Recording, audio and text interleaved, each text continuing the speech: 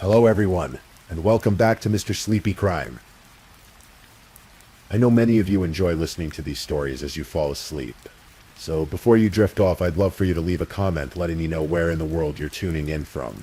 And if you're enjoying the story, don't forget to like and subscribe. It really helps the channel grow. Before we begin, I want to acknowledge that this story involves real people and real tragedies. We tell these stories not for entertainment, but to remember the victims and perhaps help others recognize the warning signs that could prevent similar tragedies. For the best experience, feel free to lower the volume a little, just enough to let the story gently carry you off to sleep. Alright, please get comfortable, dim the lights, and let's dive into tonight's first story. Tonight we're going to explore a case that captured the attention of millions around the world. A story that began on a quiet autumn day in rural Wisconsin, and ended in a tragedy that would raise questions about justice, truth, and the nature of innocence itself. This is the story of Teresa Halbach. So as you settle into your blankets, let yourself relax. This story unfolds slowly, methodically, the way these things often do in real life. There's no rush. Just listen, and let the details wash over you. Teresa Marie Halbach was born on March 22, 1980, in the small town of Kaukauna, Wisconsin. She grew up in the kind of place where everyone knows everyone, where dairy farms stretch across rolling hills, and the smell of freshly cut hay fills the summer air. Her family's farm had been established by her great-grandfather, a German immigrant who built something lasting from nothing but hard work and determination. Teresa was one of 5 children, 2 brothers, Timothy and Michael, and 2 sisters, Kelly and Katie. The Halbach household was warm, bustling, full of life. On the farm, everyone had their role, while her father and brothers tended to the herd of more than 60 cows. Teresa would often babysit her younger sisters, creating a bond that would last throughout her life. She was the kind of person people remembered, not because she sought attention, but because of the energy she brought into every room. Her friends would later describe her as having an infectious smile, the kind that made you want to smile back, even if you didn't know why. She had short, sporty brown hair that she tucked behind her ears, expressive brown eyes, and a personality that seemed to radiate warmth. In high school at Hilbert, a small country school with fewer than 200 students, Teresa wasn't content to simply blend in. She had leading roles in school productions of Hello Dolly, The Music Man, and Anything Goes. She ran cross-country track, her feet pounding against the rural roads she'd known all her life. She was, in every sense, engaged with the world around her. But it was photography that truly captured her heart. When Teresa graduated from Hilbert High School in 1998, she knew exactly what she wanted to do. She enrolled at the University of Wisconsin-Green Bay. Pursuing a degree in photography, she threw herself into her studies with the same enthusiasm she'd brought to everything else. She worked at the college newspaper, learning her craft, developing her eye. She traveled to Spain, to Mexico, to New Zealand, and Australia, where she learned to scuba dive in waters far from the dairy farms of home. In 2002, Teresa graduated summa cum laude. At 22 years old, she had her whole life ahead of her, and she was ready to build something of her own.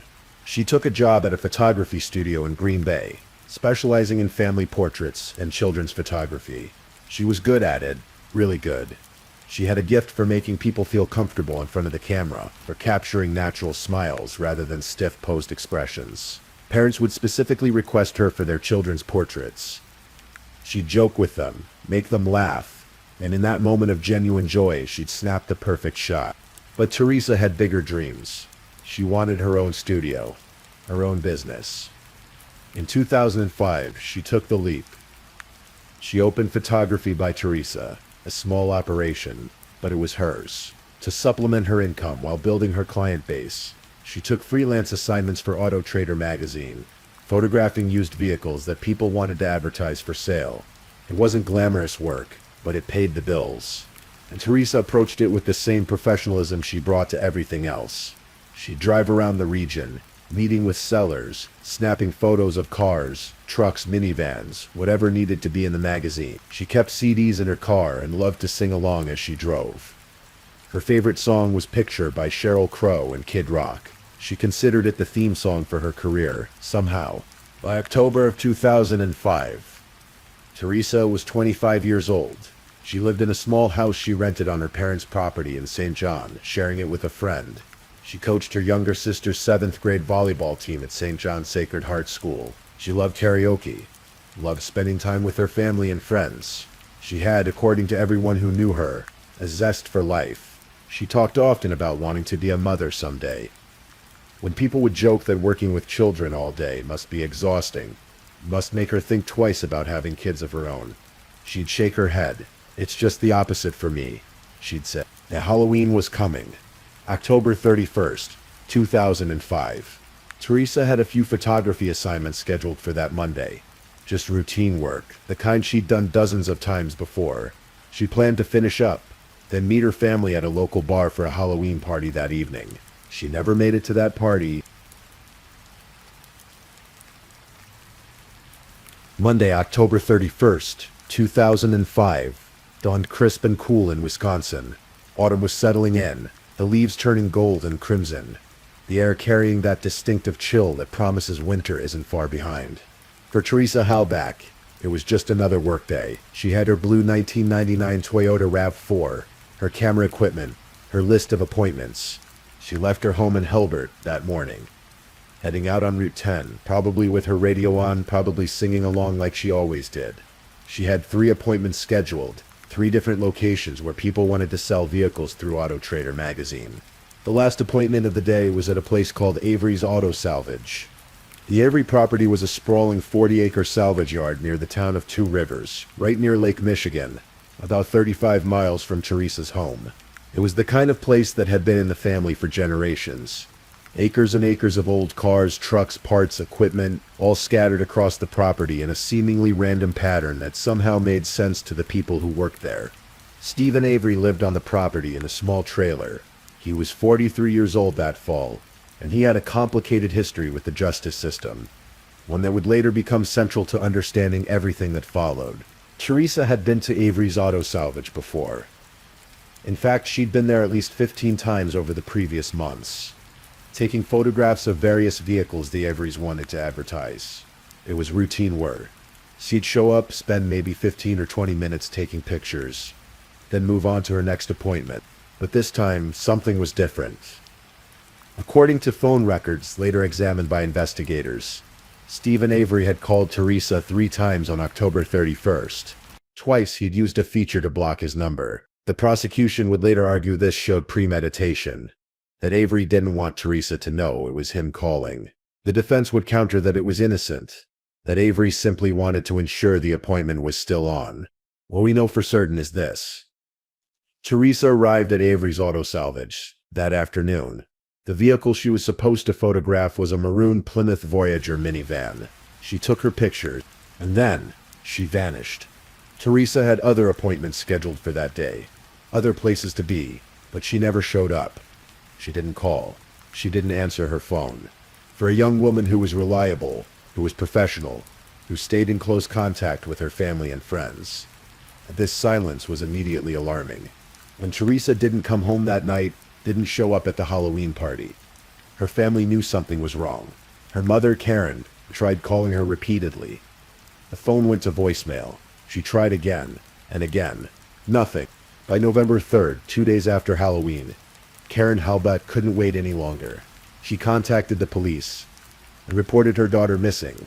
The last place Teresa had been seen was Avery's Auto Salvage. That's where the investigation would begin. When Teresa Halbach was reported missing on November 3rd, the law enforcement began the methodical process of trying to retrace her steps. They spoke with her family, her friends, her co-workers at Auto Trader. They obtained her phone records, her schedule for that day. Every lead pointed to the same conclusion. Stephen Avery's salvage yard was the last place anyone knew for certain Teresa had been. On November 3rd, officers from the Manitowoc County Sheriff's Department drove out to Avery's Auto Salvage. It's important to understand the context here, because it would become crucial to everything that followed. Stephen Avery had a history with Maniatorat,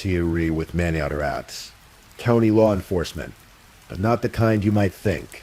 In 1985, Avery had been convicted of sexual assault an attempted murder of a woman named Penny Berenson. He'd been sentenced to 32 years in prison for a crime he insisted, from the very beginning, he did not commit. For 18 years, Avery maintained his innocence. For 18 years, no one believed him, until 2003, when the Wisconsin Innocence Project took on his case. They had the DNA evidence from the Berenson attack, retested using more modern technology. The results were unequivocal. Stephen Avery was not the perpetrator. The DNA matched another man entirely. Gregory Allen, a convicted sex offender who looked remarkably similar to Avery. Allen was already serving a 60-year sentence for another rape he'd committed. 10 years after the Berenson attack, Stephen Avery was released from prison in 2003, after serving 18 years for a crime he did not commit. He was exonerated, freed, but he was also angry, understandably so. Those were 18 years he'd never get back. 18 years of his life, taken. So Avery did what anyone might do in his position. He sued. He filed a $36 million lawsuit against Manitowoc County, against the sheriff, against the district attorney, everyone involved in his wrongful conviction. The lawsuit was pending, working its way through the courts, when Teresa Halbach disappeared. This context matters, because it would later fuel endless speculation. Did Manitowoc County have a motive to frame Stephen Avery, to plant evidence, to ensure he went back to prison, this time permanently, so he couldn't cost them millions of dollars? But we're getting ahead of ourselves. On November 3rd, when officers first arrived at the salvage yard, they were simply looking for information about a missing woman. They spoke with Stephen Avery. He was cooperative, calm. Yes, he said. Teresa Halbach had been there on Monday afternoon. She'd taken pictures of the minivan, same as always. Then she'd left in her RAV4, around 4:30 in the afternoon. He had no idea where she'd gone after that. The officers looked around the property, but 40 acres is a lot of ground to cover, especially when it's filled with hundreds of vehicles and piles of auto parts. They found nothing that day, but they'd be back.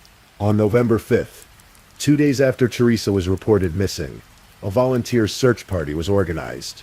More than 120 people showed up. Friends, family, concerned citizens, all wanting to help find Teresa. They were given maps of the area, divided into teams and sent out to search. One of those volunteers was a man named Earl Sturm. He was searching through the Avery salvage yard when something caught his eye. A vehicle partially hidden beneath branches and debris at the back of the property. He moved closer. It was a blue Toyota RAV4. Finding the vehicle changed everything. This was no longer just a missing person case. This was now almost certainly a homicide investigation. Because if Teresa's car was on the Avery property, but Teresa herself was nowhere to be found, the implications were grim. The police obtained a search warrant and descended on the salvage yard. They would search that property for days, combing through every inch, documenting everything they found. And what they found would form the backbone of the prosecution's case against Stephen Avery. Inside Teresa's RAV4, investigators discovered bloodstains. The blood was tested. It matched Stephen Avery's DNA. Not just similar, an exact match. There was also DNA evidence suggesting Teresa had been in the vehicle, which wasn't surprising since it was her car. But the presence of Avery's blood was damning. The defense would later argue that the blood was planted, that it came from a vial of Avery's blood that had been stored from his earlier wrongful conviction case.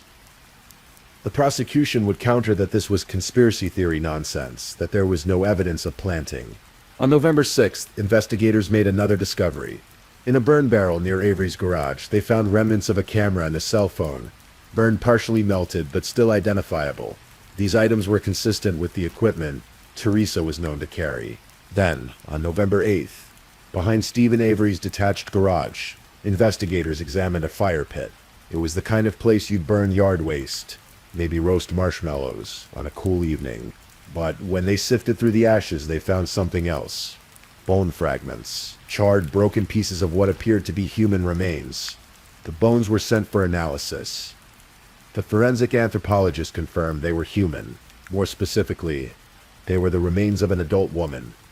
DNA testing and dental records would later confirm these were the remains of Teresa Halbach. A piece of her tooth was found and matched to her dental x-rays. The medical examiner testified that he found skull fragments with beveled edges consistent with gunshot wounds. Teresa Hellback had been shot. More searches of the property yielded more evidence. A key to Teresa's rabbit chiffre was found in Stephen Avery's bedroom. A bullet fragment was discovered in Avery's garage and it tested positive for Teresa's DNA. Avery's DNA was found on the hood latch of Teresa's vehicle.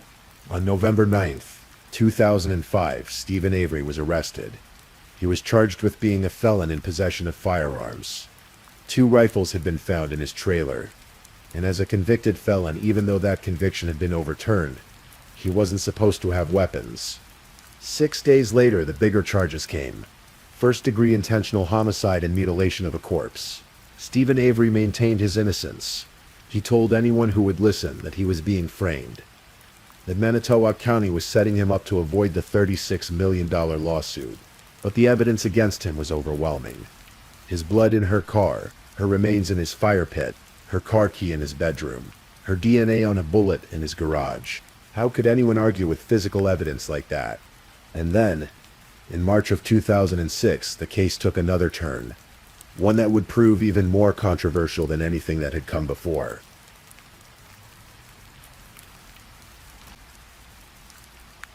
Brendan Dassey was 16 years old in the winter of 2006.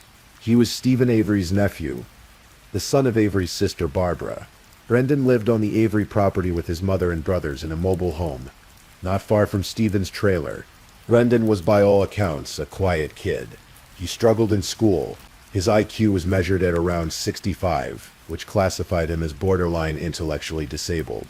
He received special education services at Mishicot High School. He had trouble with social cues, with understanding facial expressions and body language. He was slow to comprehend, slow to respond. He loved WWE wrestling and video games. He wasn't a troublemaker. Before this case, he'd never had any contact with the criminal justice system.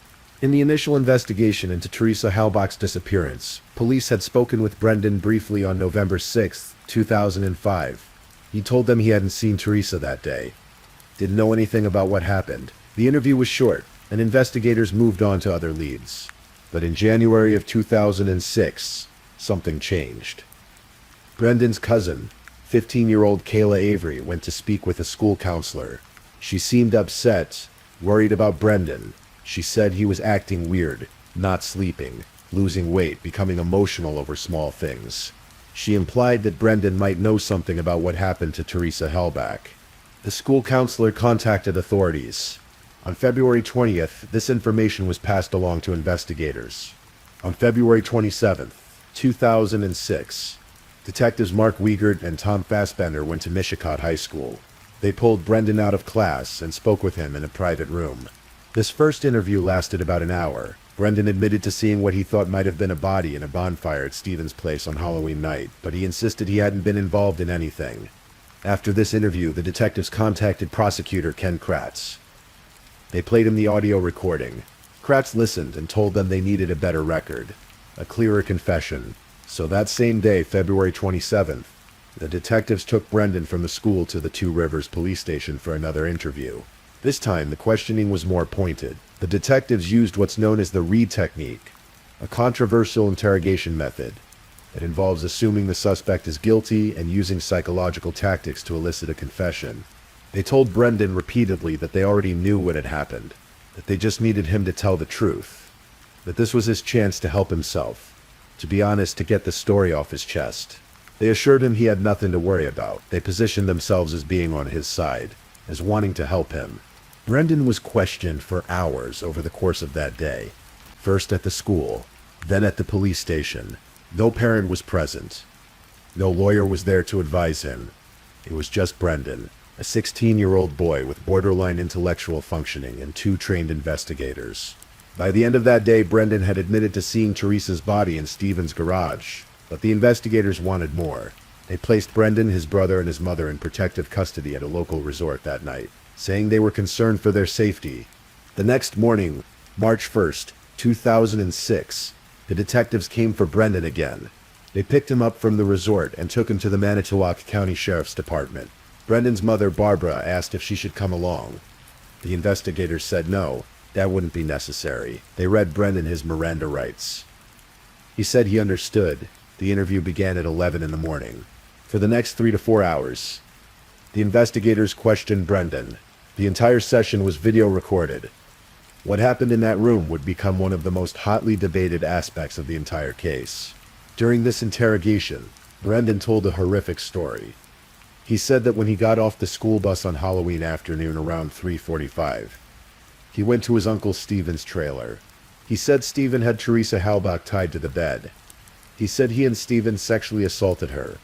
He said they stabbed her, strangled her. He said Stephen shot her in the garage.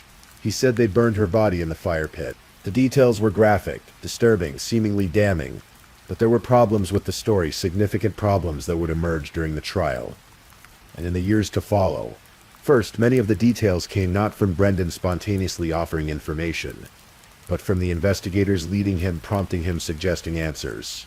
When asked how Teresa was killed, Brendan would guess. The investigators would say no.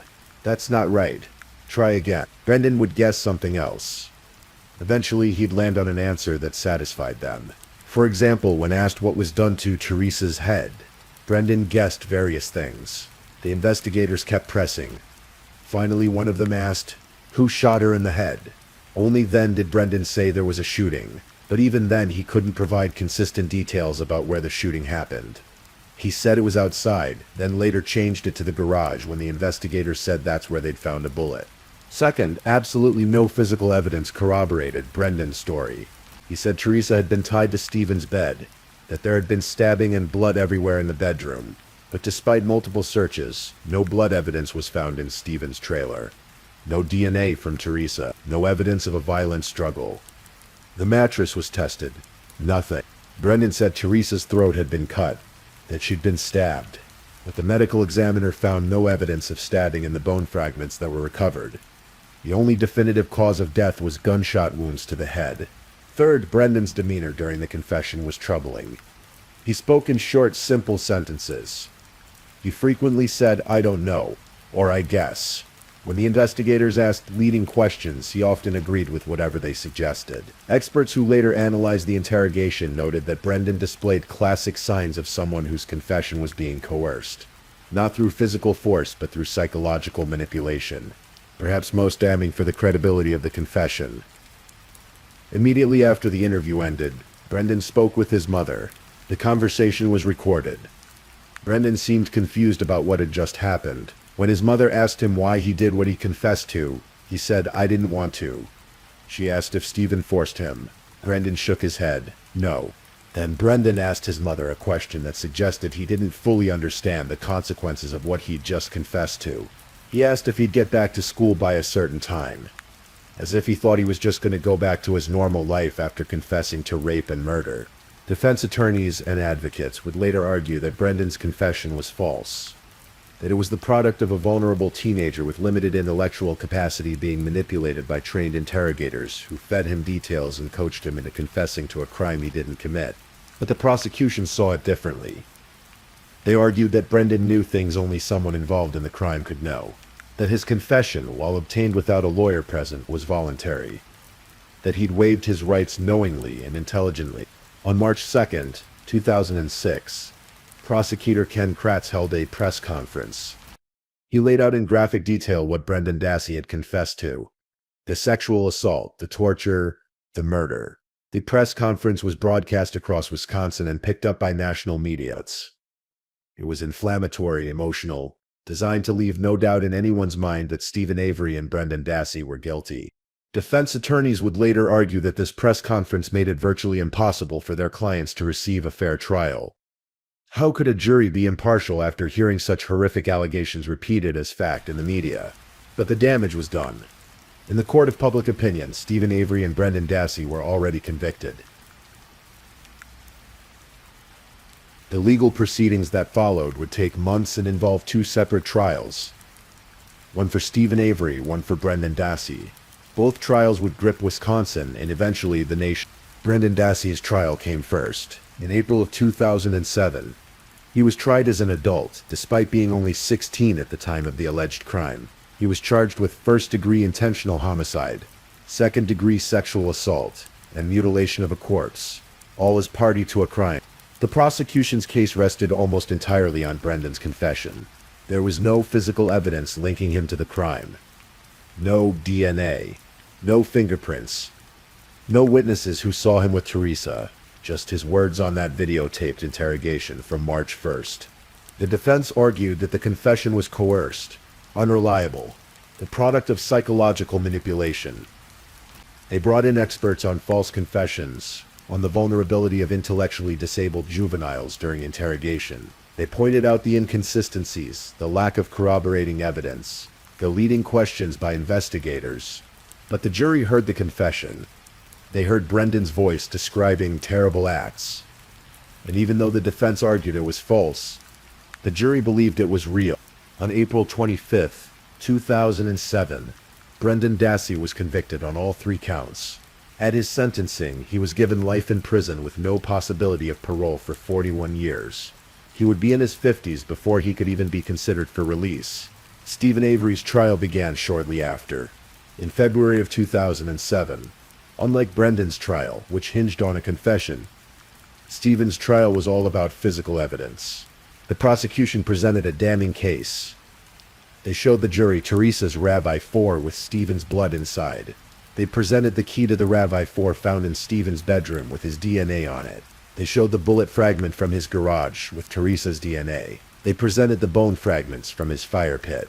They showed that Stephen had specifically requested Teresa for the auto trader assignment, that he'd called her multiple times that day, that he was the last person known to have seen her alive.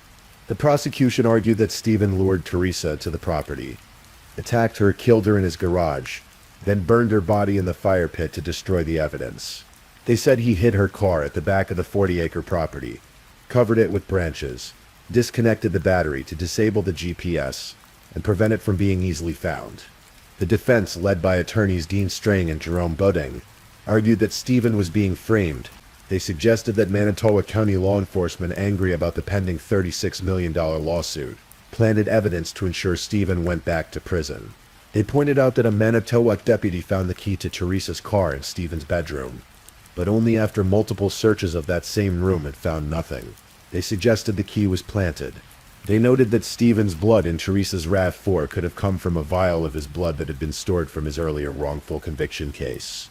They showed the jury that the evidence seal on that vial had been broken, suggesting someone had accessed it. They argued that the bone fragments could have been moved to Stephen's fire pit from another location, that they weren't necessarily burned there originally. They suggested alternative suspects who had never been seriously investigated. Teresa's ex-boyfriend, Ryan Hillegas, who had access to her voicemail and had allegedly deleted messages. Other Avery family members who lived on the property and might have had opportunity. But the prosecution had an answer for everything.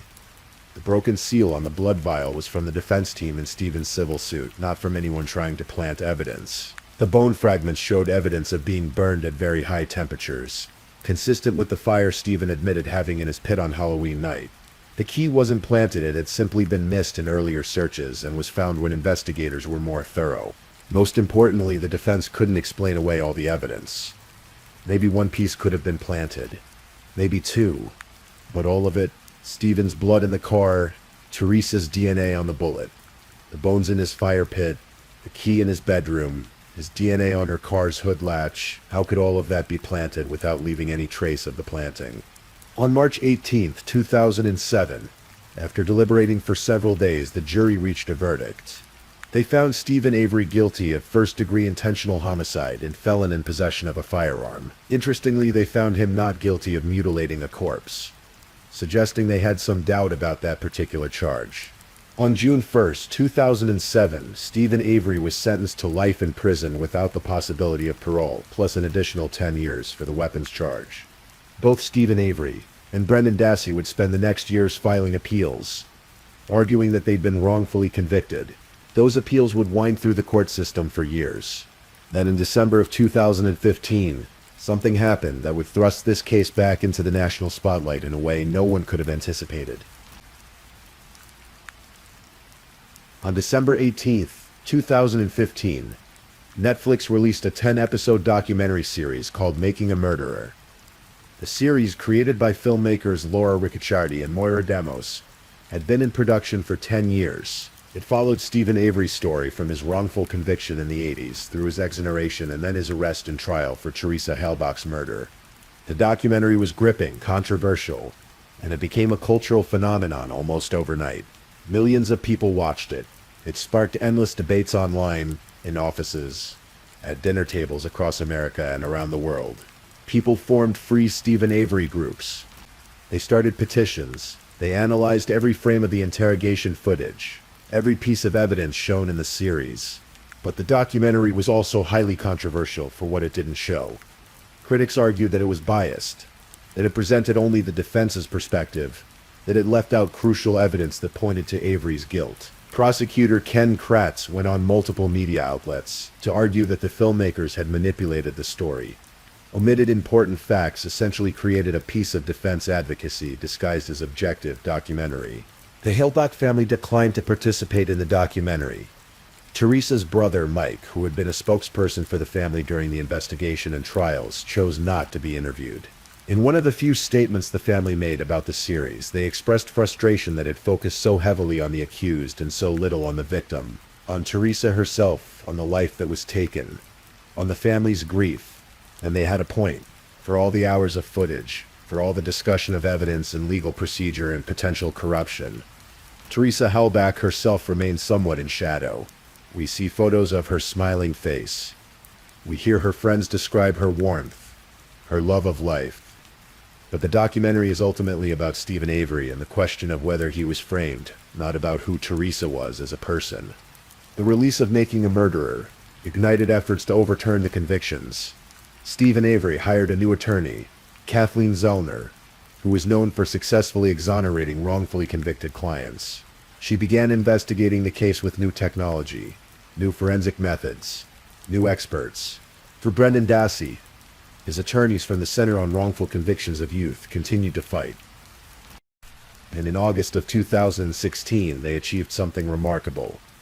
A federal magistrate judge, William Duffin, overturned Brendan's conviction. Judge Duffin reviewed the interrogation tapes carefully.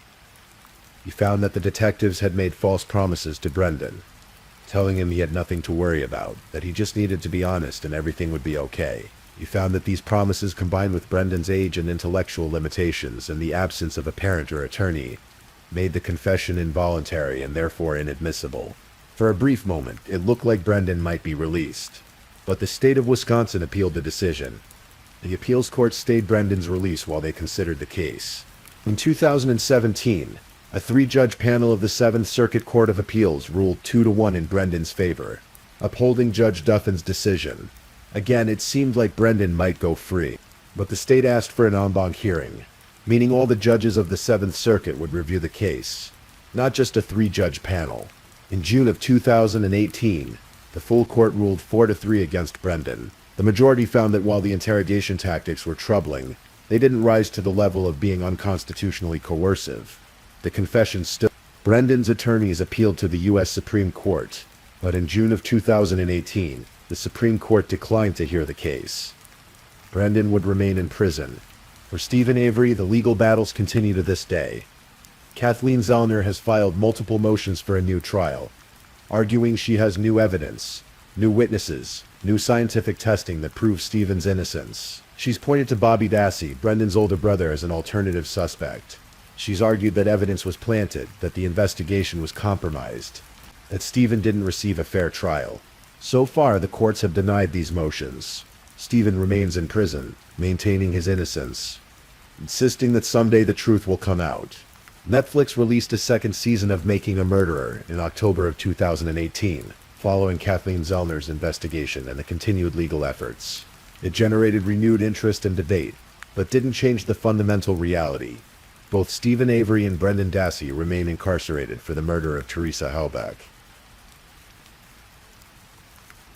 Here we are now, nearly 20 years after Teresa Halbach disappeared on that Halloween afternoon in 2005. And despite 2 trials, multiple appeals, thousands of hours of documentary footage, and millions of words written analyzing every aspect of this case, fundamental questions remain unanswered. If Stephen Avery is guilty, how do we reconcile the seeming implausibility of some of the prosecution's theory? How did Teresa's blood end up in the back of her RAV4 but nowhere in Stephen's trailer or garage, where she was supposedly attacked? Why was there no DNA evidence from Teresa in Stephen's bedroom, where Brendan said she was tied to the bed? How could a body be burned so thoroughly in an open fire pit that almost no soft tissue remained? Yet DNA could still be recovered from some bones. On the other hand, if Stephen is innocent and was framed, how do we explain all the evidence? It's one thing to suggest one piece was planted, maybe the key, maybe even the blood in the car, but all of it, the bones in the fire pit, the bullet in the garage, his DNA on the hood latch. Would multiple law enforcement officers really conspire to plant all this evidence, risking their careers and potential criminal charges just to avoid a civil lawsuit? And what about Brendan? If his confession was false, why did he confess at all? Yes, he was young and intellectually limited, and the interrogation tactics were problematic. But he did describe events, did provide details, did tell a story that was compelling enough to convince a jury. Yet, if his confession was true, where is the physical evidence to support it? Not a trace of Teresa's DNA in the bedroom or trailer where he said she was assaulted. No blood evidence despite his descriptions of stabbing and throat cutting. How can that be? There are other questions too. What about Ryan Hillegas, Teresa's ex-boyfriend? He helped organize the search party. He accessed Teresa's phone records. Some have questioned whether he was investigated thoroughly enough. The defense raised his name at trial, but the prosecution dismissed the suggestion. What about Bobby Dassey, Brendan's older brother? He testified that he saw Teresa leave the property that afternoon. But Kathleen Zellner later claimed that Bobby's computer contained disturbing searches for violent pornography around the time of Teresa's death. Could he have been involved? The courts have so far found this theory unpersuasive. What about the burn barrel where Teresa's phone and camera were found? It wasn't Stephen's barrel, it belonged to another family member. Why would Stephen burn evidence in someone else's barrel? And perhaps most fundamentally, if Stephen Avery killed Teresa Halbach, why would he leave her car on his property? He had a car crusher right there at the salvage yard. He could have destroyed the vehicle completely, eliminated that evidence entirely. Instead, he allegedly hid it under some branches at the edge of the property, hidden enough to not be immediately visible, but not destroyed. It seems like an odd choice for someone who supposedly burned a body and cleaned up other evidence. These questions have no simple answers. And that's perhaps the most unsettling aspect of this entire case. We may never know with absolute certainty what happened to Teresa Halbach on October 31st, 2005. In all the debates about evidence and interrogations about conspiracy theories and legal procedure, it's easy to lose sight of the person at the center of this tragedy. Teresa Halbach was 25 years old when she died. She had dreams, plans, people who loved her. She was more than a case file, more than evidence in a trial, more than a topic for podcast discussions and internet debates. Her family has been living with this loss for nearly 2 decades now. They've had to endure the trial, the appeals, the documentaries, the endless public speculation, every new filing, every new motion for a new trial, every new documentary episode brings it all back, reopens wounds that never fully heal. Teresa's mother, Karen, has spoken rarely about the case. But when she has, her words carry the weight of unimaginable grief. She said that whether people believe Stephen Avery is guilty or innocent, they should remember that Teresa was a real person, a beloved daughter and sister, someone whose absence leaves a permanent void in the lives of those who knew her. Teresa's brother, Mike, served as the family spokesperson during much of the investigation and trial. He's maintained that he believes the right people were convicted, that justice was served for his sister. He's asked that people respect the family's privacy, allow them to grieve without constant public scrutiny. In Hilbert, in the community where Teresa grew up, people remember her not as a victim in a famous case, but as the girl who made them laugh. During family portrait sessions, the young woman who coached middle school volleyball with patience and enthusiasm, the photographer with the bright smile who loved to sing along to her favorite songs while driving to assignments. Her family established a scholarship in her name, the Teresa Halbach Memorial Scholarship, to help young people pursue careers in photography and other visual arts. Keeping alive the passion that brought Teresa so much joy, there's a memorial for Teresa at Holy Name Parish in Kaukauna, where her funeral was held. People still leave flowers there sometimes, still pause to remember a life cut short. The murder of Teresa Halbach remains one of the most controversial criminal cases in American history. Two men are serving life sentences for her death. One maintains his innocence and continues to fight for a new trial. The other, once a teenager with limited understanding of the legal system he found himself caught in, serves his sentence in a prison far from home. The debates continue. New evidence is presented and disputed. Appeals are filed and denied. Documentaries are made. Articles are written. People take sides. But none of it brings Teresa back. On Halloween night, 2005, Teresa Halbach was supposed to meet her family at a bar for a party. She never showed up. Instead, her absence set in motion a chain of events that would captivate the world and raise profound questions about justice, truth, and reasonable doubt. Whether you believe Stephen Avery and Brendan Dassey are guilty or innocent, whether you think the evidence was solid or planted, whether you trust the system or question its integrity, one thing remains indisputable. A young woman with her whole life ahead of her was killed. A family lost a daughter, a sister, a friend, and no verdict, no appeal, no documentary can change that fundamental tragedy. As you drift off to sleep tonight, perhaps think of Teresa not as a victim in a famous case, but as a person, someone who loved photography and singing, who wanted to be a mother someday, who made children smile when she photographed them, who had dreams that would never be realized. Her story deserves to be remembered. Not just the controversy and the questions, but the life itself, brief though it was, and bright.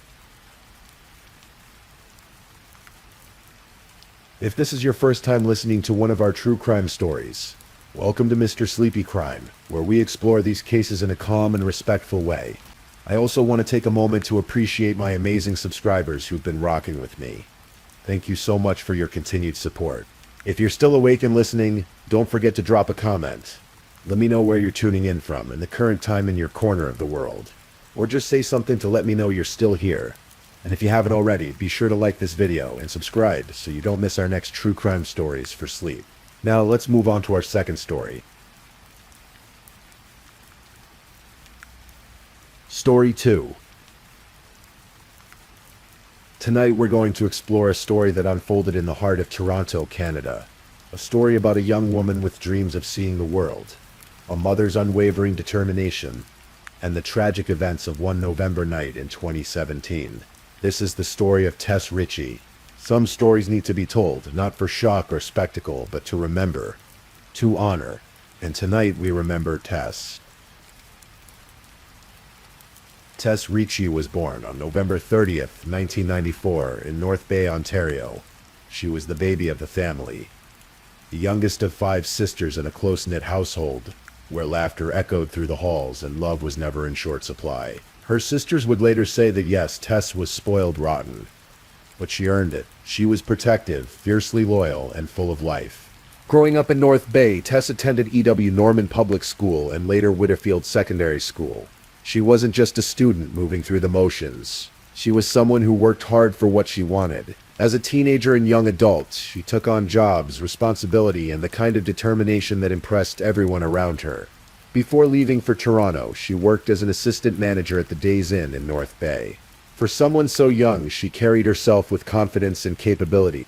But Tess had bigger dreams. Dreams that extended beyond the borders of her small hometown. She wanted to fly, literally. Her goal was to become a flight attendant, to see the world from 30,000 feet, to experience cultures and cities that most people only read about in books. So at 19 years old, Tess made the move to Toronto, one of Canada's largest and most vibrant cities. She enrolled in the flight services program at Seneca College, throwing herself into her studies with enthusiasm. And in April of 2017, just months before her life would be tragically cut short, Tess completed the program. She had done it. She had the qualification. Now all she needed was that opportunity, that one chance to step through the door and into the sky. But opportunity moves slowly sometimes. Tess applied to airlines. She applied to hotels. She sent out resume after resume, waiting for that callback. That email, that yes. While she waited, she didn't sit idle. She juggled multiple part-time jobs, working primarily at a coffee bar in downtown Toronto. She was hustling, grinding, doing what so many young people do in big cities, surviving while chasing a dream. And when the airline jobs didn't materialize as quickly as she hoped, Tess didn't give up. She pivoted. She started studying Italian. She began researching au pair positions in Italy. If she couldn't fly professionally just yet, she'd find another way to see the world. She'd immerse herself in a new language, a new culture, a new adventure. Tess lived in Toronto with purpose, but she never lost touch with her roots.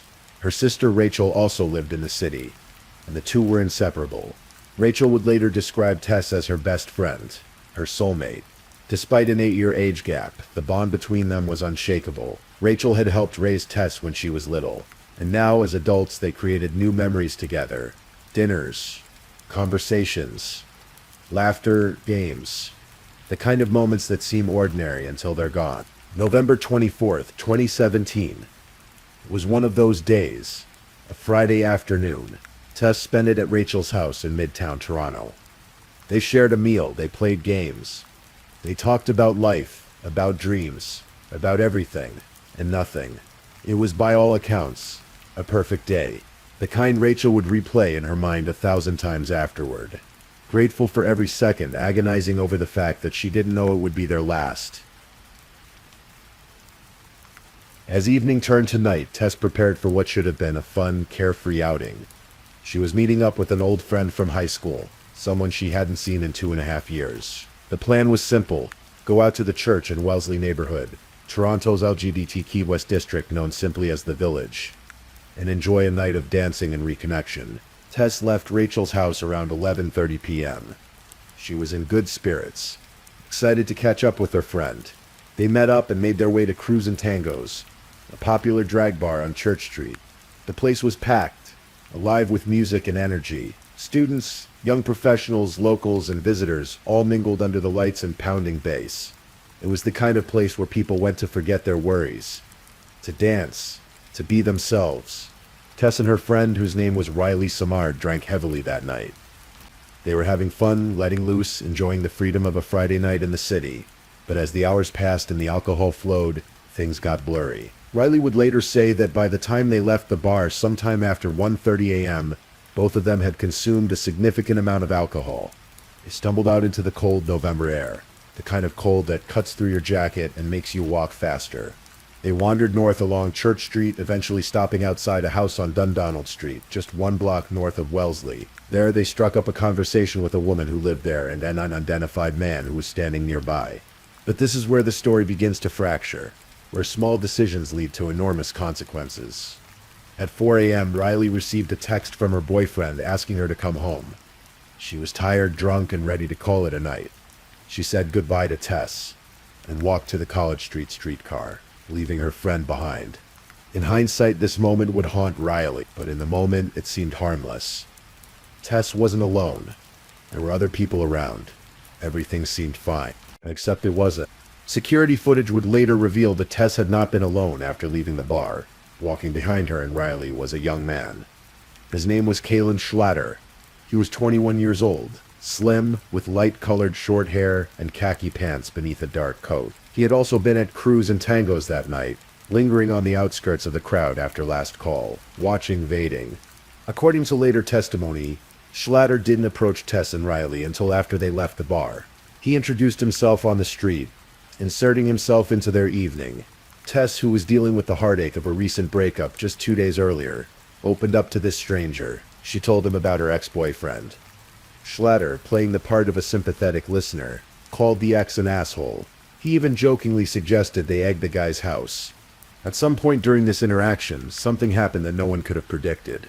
Riley left, and Tess stayed. The security footage is chilling in its mundanity. It shows Tess and Kalen walking together up Church Street. At one point, Tess appears to try to hail a cab. Schlatter waves it off, claiming later that the driver was holding up traffic. But the Crown prosecutors would argue something different. They would argue that Schlatter didn't want Tess to leave, that he had plans for her. Around 4:02 a.m., Tess ordered an Uber. It was set to pick her up at 50 Dundonald Street. The driver, Marlon Allenby, arrived at the location and waited. He sent notifications, but Tess never showed up. After 15 minutes, he canceled the ride, noting in the system, "Rider isn't here," because Tess wasn't there anymore. She was with Kaylin Schlatter, and the two of them were walking hand in hand up a gravel driveway toward an outdoor stairwell at 5082 Church Street, a building under renovation, dark and isolated. Security cameras captured them entering the alley at 4:14 a.m., but no cameras were positioned to face the stairwell itself. Only two people would ever know what happened in those stairs, and one of them would never speak again. 45 minutes later, at 4:59 a.m., Kaylin Schroeder emerged from the alley, alone. He walked back the way he came, eventually getting into a taxi. He would later claim he had to get out to vomit, so he called an Uber to finish the trip home. He went to sleep that night as if nothing had happened. But at the bottom of those stairs, in the cold and the dark, Tess Ritchie lay dead, strangled, her body left like discarded trash in a construction site. Saturday morning, November 25th. Rachel Ritchie woke up and sent her sister a text, then another, and another. By 8:45 a.m., she was starting to feel a small knot of worry. Tess always replied, always, but the messages weren't being delivered. By that evening, the knot had become a pit of dread. Rachel started calling hospitals, then the police. Something was wrong. She knew it in her bones. The family began piecing together what little information they had. Tess's Fitbit, which was linked to their mother's account, showed that Tess had taken approximately 300 steps after 3 a.m. Her Uber account, also linked to her mother Christine Hermeston's credit card, showed that a ride had been requested at 4:02 a.m. and then canceled. But no one knew who canceled it or why. The Toronto Police Service opened a missing persons investigation, but there was confusion from the start. The case was initially assigned to 41 Division in the east end of the city, where Tess had previously lived, rather than 51 Division, which covered the area where she was last seen. Resources were spread thin, leads were scarce. By November 27th, Christine Hermeston couldn't take it anymore. Her baby was missing, her youngest daughter, and the police hadn't found her. So Christine did what any mother would do. She drove nearly 400 kilometers from North Bay to Toronto, determined to find Tess herself. She brought very little with her, 2 pairs of jeans, borrowed clothes from her daughters. This wasn't a visit, this was a mission. Christine enlisted the help of Anne Brizeau, a nurse who worked at St. Michael's Hospital and whose daughter had been friends with Tess since elementary school. Together they hit the streets. They made posters, hundreds of them. They walked through the village, handing out flyers, asking questions, searching every alley, every doorway, every shadowy corner. Christine looked into the faces of strangers and begged them, "Have you seen my daughter? Do you know anything? Please help me find her." The police said they were doing everything they could. They set up a command post. They canvassed the area, but Christine couldn't shake the feeling that more needed to be done. That Tess was close, that she was waiting to be found, and she was right. On the afternoon of November 29th, 4 days after Tess disappeared, and 1 day before what would have been her 23rd birthday, Christine and Anne were searching near Church and Dundonald streets. They had been there before, but something pulled Christine back. She would later describe it as an eerie feeling, a pull she couldn't explain. There was a construction site at 582 Church Street, just 2 doors down from where Tess was last seen. The building was under renovation, closed off, dark. Christine and Anne walked up the gravel driveway, and there at the edge of an outdoor stairwell leading to a basement entrance, Anne Brizeau leaned over to peer down into the shadows. What she saw made her blood run cold. At the bottom of the narrow stairwell, lying on the concrete, was a body. The face was blue, the limbs were still. Anne recognized the clothing. She recognized the shape. Terror ripped through her chest. She stumbled backward, her voice breaking as she screamed for Christine. "Christine, come back here. There's a girl in the stairwell. You've got to come back." Christine's scream echoed through the alley, through the street, through the souls of everyone who heard it. "Oh dear God, help me!"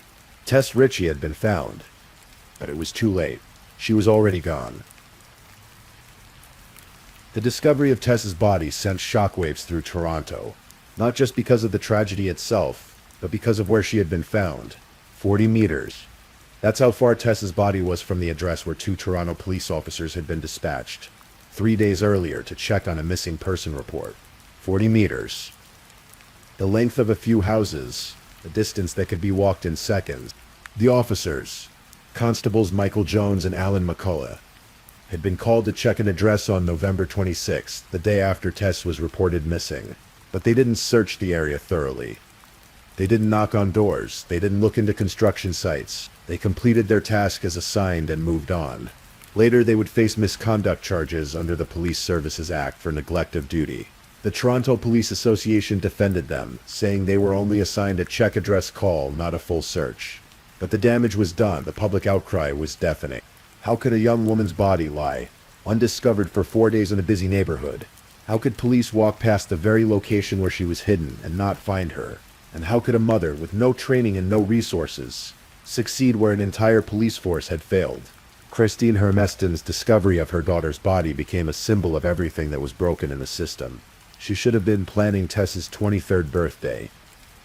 Instead, she was identifying her daughter's remains.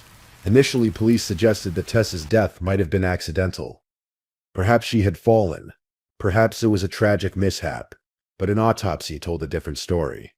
Tess had died from neck compression, strangulation. Her death was ruled a homicide.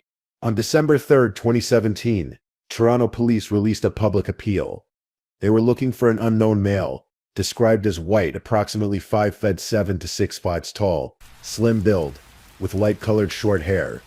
Security images were released showing a young man in khaki pants and a dark coat. This was a person of interest, someone who might have information, someone who had been seen with Tess before she died. The images circulated widely.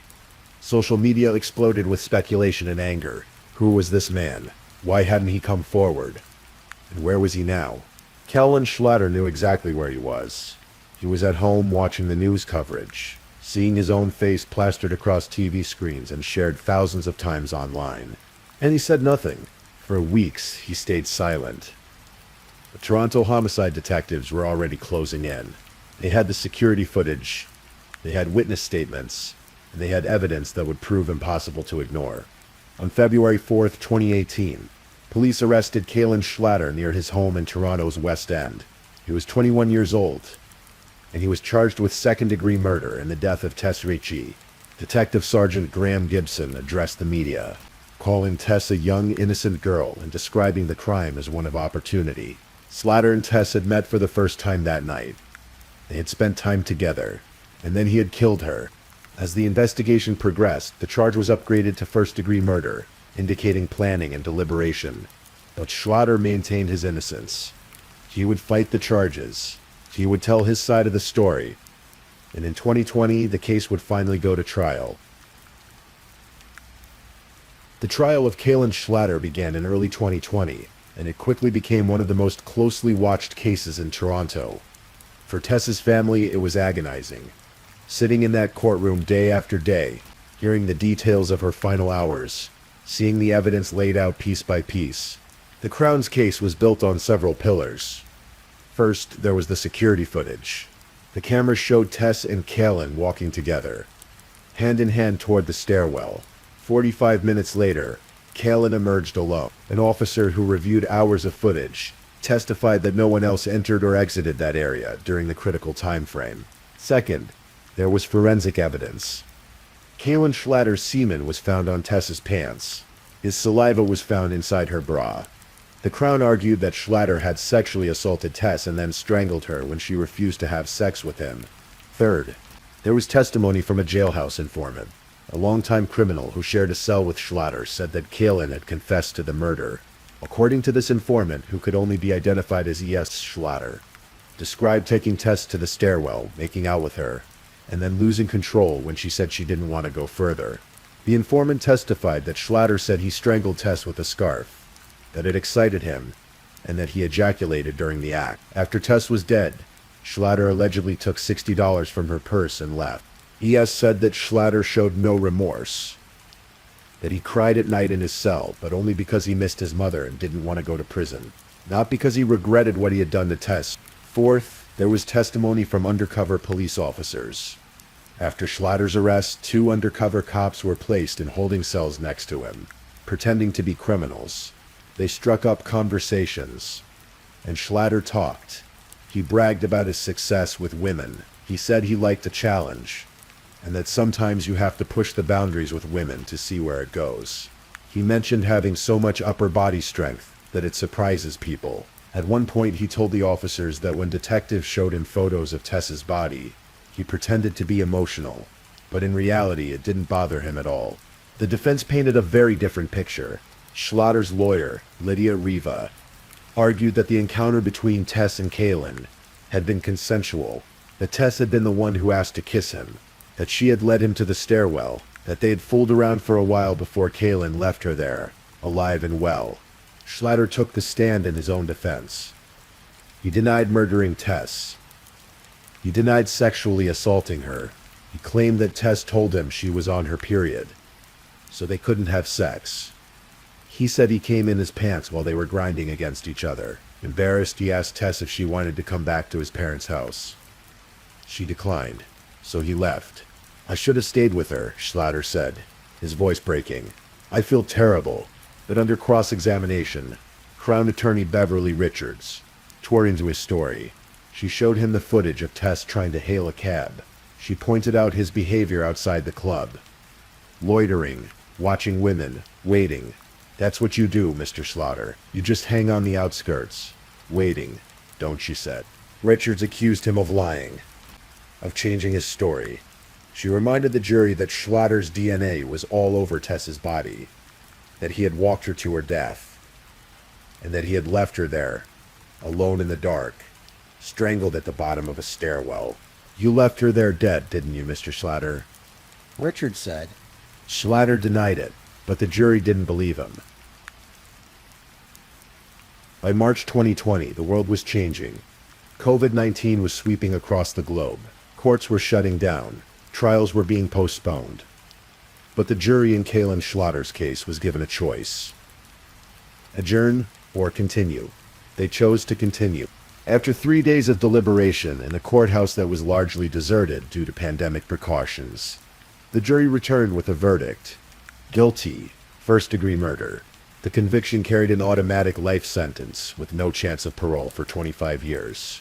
Tess's family wept, some in relief, some in grief, some in a mix of both. Justice had been served, but it would never bring Tess back. At sentencing, Superior Court Justice Michael Dambro addressed Schlatter directly. He referenced evidence that had been kept from the jury. Evidence of Schlatter's sexual interest in choking. "It is true that you were young," the judge said, "but your sexual appetite led you literally to take an innocent young woman by the hand down a path to her death. To satisfy your lust, you took her life. You stole a large piece of the fabric of the very being of the members of her family and friends, and I could not fail to observe. You shed no tear for their losses." Kaylin Schlatter was led away to begin his sentence. He filed an appeal claiming errors in the trial process and the admission of certain evidence. As of now, he remains in prison. For Christine Hermiston and her daughters, the conviction brought some measure of closure, but it could never erase the pain. Tess was gone, and nothing would ever fill that void.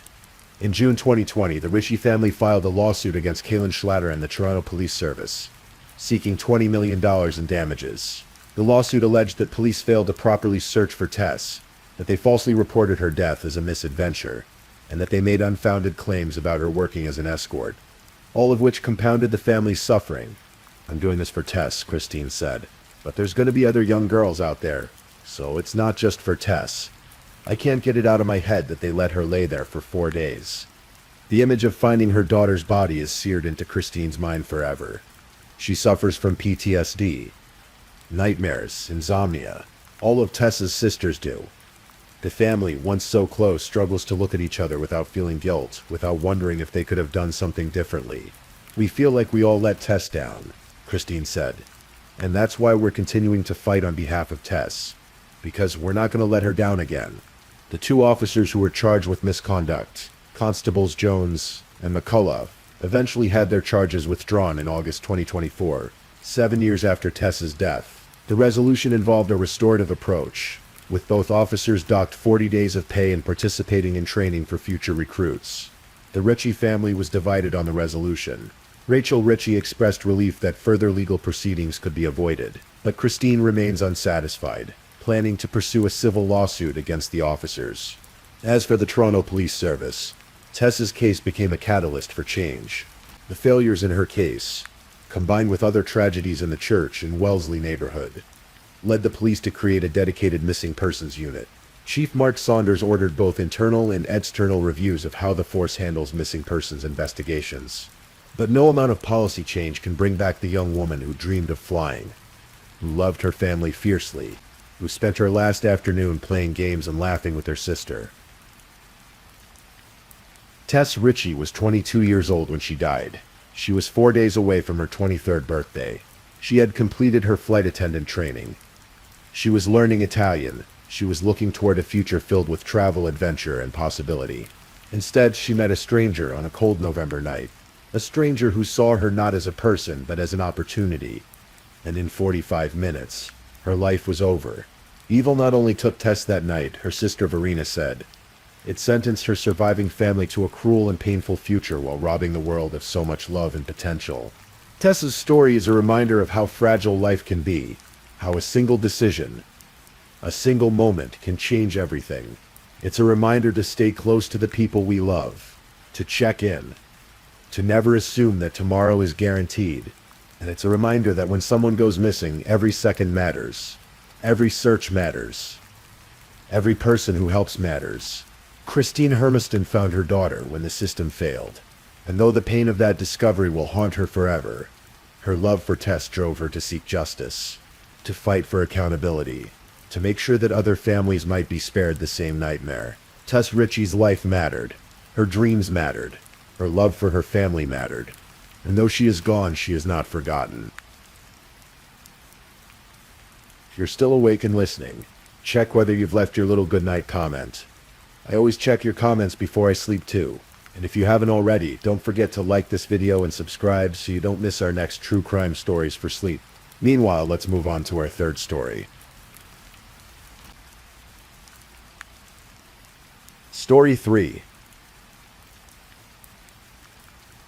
Sometimes the most dangerous poison isn't the one you can taste. Sometimes it's the one sweetened with false promises and wrapped in the familiar comfort of home. Tonight we travel to the windswept plains of North Dakota, to a small city called Minai, where a decade-long love story ended not with a goodbye but with a glass of sweet tea on a sweltering September afternoon. This is the story of Stephen Riley and Anna Kenoer, a story of second chances that became a final betrayal, of a fortune that never existed, and a life that was stolen because of it. Let's begin. The year was 2013, and both Stephen Riley and Anna Kenoer were looking for something they'd lost. Hope. Stephen Riley was originally from California, a 51-year-old man who'd lived a complicated life. He had been married twice before and was the father of 5 children. Life hadn't always been kind to Stephen. He'd struggled with homelessness, found himself sleeping in shelters, wondering if tomorrow would bring anything better than today. But Stephen had something that kept him going, an optimistic spirit, a belief that things could turn around.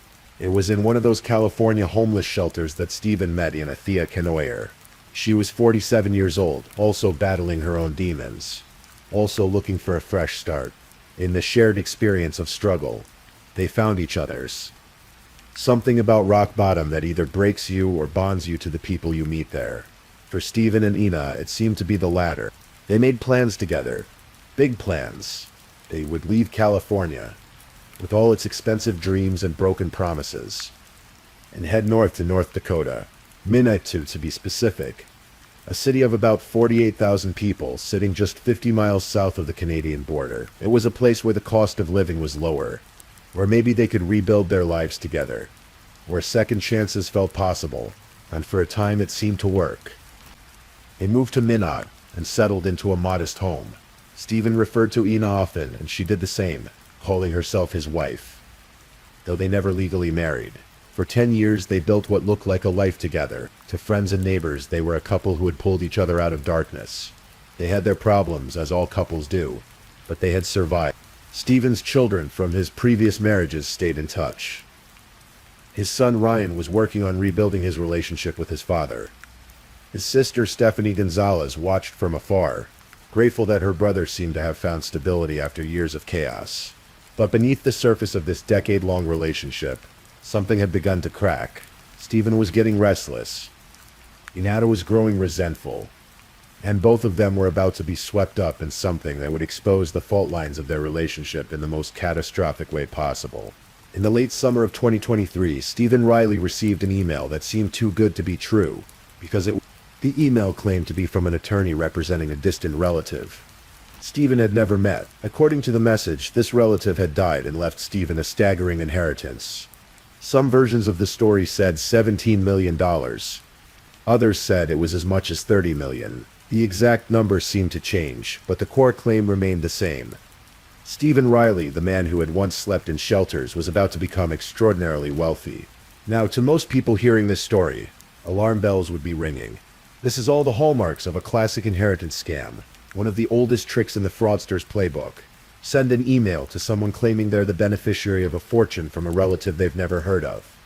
Ask them to send money for processing fees or legal costs, and vanish with whatever the victim sends. But Stephen Riley didn't see it that way, and neither did Inna. To understand why, you have to understand what it means to have spent years with almost nothing, when you've been homeless, when you've struggled just to keep a roof over your head. The idea of sudden wealth doesn't seem absurd.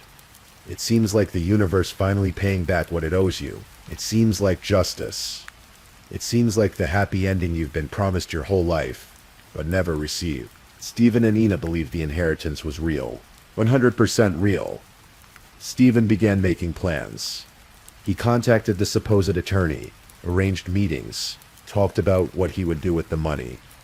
And he made another decision, one that would ultimately cost him his life. Stephen told his friends that once he received the inheritance, he was planning to leave Inea. The relationship had grown strained. They weren't the same people who had met in that California shelter 10 years earlier. Whatever had once bound them together was fraying. Stephen saw the inheritance as his chance at true independence. A chance to start over again, this time on his own terms. But Inea overheard things. Friends and neighbors later told police that Inea had picked up on Stephen's intentions. She knew he was planning to leave. And she knew that if he did, she would be left with nothing. No money, no husband, no security. After 10 years together, she would be back where she started. There was just one problem with Inea's logic. North Dakota doesn't recognize common law marriage, even though she referred to herself as Stephen's wife. Even though they'd lived together for a decade. Legally speaking, she had no claim to his assets. But Inea didn't know that yet. All she knew was that Stephen was about to become rich, and he was about to leave her, and she decided she couldn't let that happen.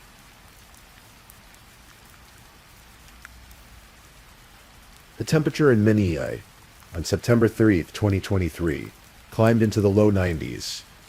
It was an unseasonably warm day, the kind where the heat seems to press down on everything, making the air feel thick and heavy. Stephen Riley had an appointment that day at the Minneapolis International Airport. The attorney handling his supposed inheritance had finally agreed to meet him in person to complete the transaction. Stephen was excited. This was it. The day his life would change forever. He invited friends to come along, witnesses to his good fortune. But something happened before Stephen left for the airport. Something his friends noticed but couldn't quite explain at the time. Earlier that afternoon, Ina was seen throwing Stephen's belongings out of their house. Not just setting them outside, but angrily tossing his property onto the lawn. A friend of the couple, Rebecca Mello, witnessed the scene and later told police that Ina seemed furious. She was clearly upset about something, clearly angry with Stephen. But when it came time to go to the airport, Anna went with him. She and Stephen drove to the small airport together, meeting up with several friends who wanted to be there for Stephen's big moment. And that's when Stephen started feeling sick. At first, it seemed minor. Stephen complained of stomach pain. He felt dizzy, unsteady on his feet. He told his friends he felt drunk, even though he hadn't had anything to drink. His friend Billy Burkhead had been with Stephen just the day before, and said Stephen had seemed perfectly fine. No signs of illness, no indication that anything was wrong. But now, at the airport, Stephen was deteriorating rapidly. Within an hour of arriving, he began vomiting. He couldn't walk without help. He seemed to drift in and out of consciousness, his eyes unfocused. His words slurred. His friends became alarmed. They wanted to call an ambulance, wanted to take Stephen to the emergency room immediately. But Ina stopped them. She insisted that Stephen was just suffering from heat stroke. She claimed to have medical training and said she knew exactly what to do. Stephen didn't need a hospital, she said. He just needed to go home and rest. Stephen's friend Wesley Torgerson was especially concerned. He trusted Ina because she claimed to know about heat stroke treatment, and the temperature had been in the 90s.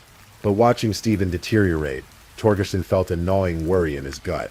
Something wasn't right. Still, Ina was insistent. She took Stephen home. The attorney never showed up at the airport that day. Because there was no attorney. There never had been. What happened inside that house on the night of September 3rd? No one will ever fully know except Ina Canoyer. But we know Stephen Riley was dying. We know that throughout the day. And it had been making Stephen sweet tea. She would later admit this to police. Sweet tea on a hot day. Something refreshing, something familiar. Something to cool him down. Stephen drank it without suspicion. Why would he? This was the woman he'd lived with for 10 years. This was the woman he'd crossed the country with. Built a life with. But the sweet tea contained something else. Something that would mask its presence with its own sweetness. Ethylene glycol, the main ingredient in antifreeze. Ethylene glycol is a deadly poison, but its initial effects can be deceived. When first ingested, it acts like alcohol on the body. The victim feels intoxicated, dizzy, confused. They might vomit. They might lose coordination. To someone who doesn't know what's happening, it could easily be mistaken for drunkenness or illness. But what ethylene glycol does inside the body is catastrophic. It metabolizes into toxic compounds that attack the kidneys, the heart, the brain. Without immediate treatment, it's lethal. And even with treatment, if too much time passes, there's nothing doctors can do. Stephen's friends didn't stop worrying. Wesley Torgerson decided to check on Stephen the next morning, September 4th. When he called the house, Ina told him that Stephen had already gone to a walk-in clinic and was being treated. Relieved, Torgerson decided to visit some of the clinics to see which one Stephen had gone to. Maybe bring him something or just check in. But Torgerson couldn't find Stephen at any clinic. He checked every walk-in facility in Manit. He checked the emergency room at Trinity Hospital. Stephen Riley hadn't been admitted anywhere. Ina had lied. Growing more alarmed, Torgerson tried calling the house again. No answer. Hours passed. The day wore on. And finally, later that afternoon, emergency services received a 911 call from Ina Canoyer. When paramedics arrived at the house, they found Stephen Riley unconscious. He was unresponsive, his breathing shallow, his body shutting down. They transported him immediately to Trinity Hospital in Menad. But his condition was so severe that he had to be airlifted to CHI, Alexius Medical Center in Bismarck, about 100 miles away. Stephen Riley never regained consciousness. He died on September 5, 2023, with his family receiving the terrible news by phone. He was 51 years old. The official cause of death, ethylene glycol poisoning. Stephen Riley's friends and family knew almost immediately that something was wrong. This wasn't a random tragedy. This wasn't an accident. They remembered the comments Anita had made over the years. Dark jokes, strange references to poisoning someone with antifreeze. At the time, people had dismissed them as morbid humor, the kind of thing someone says without really meaning. But now those comments took on a sinister new meaning. They remembered that at the airport, even before anyone knew what was wrong with Stephen. Zina had insisted he didn't need medical help. She'd prevented his friends from calling an ambulance when time was literally life or death. And they remembered that while Stephen was in the hospital, before anyone had told her his diagnosis, Ina had begun saying that Stephen had been poisoned with antifreeze. How could she know that? The medical staff hadn't said anything. The toxicology results hadn't come back yet, but Ina was already talking about antifreeze poisoning. The coroner was informed of these suspicions, and tests were ordered specifically looking for ethylene glycol. The results came back showing toxic levels in Stephen's blood. This was murder. Friends and family immediately contacted the Menio Police Department. They told detectives about Ina's strange comments, about the inheritance Stephen was supposed to receive, about the fact that Stephen had been planning to leave Ina once he got the money. The Menisa police launched an investigation. It was, in the words of investigations Commander Captain Dale Plessas, extremely complex. but the pieces began falling into place. Detectives obtained a search warrant for the home Stephen and Ina shared. What they found was chilling.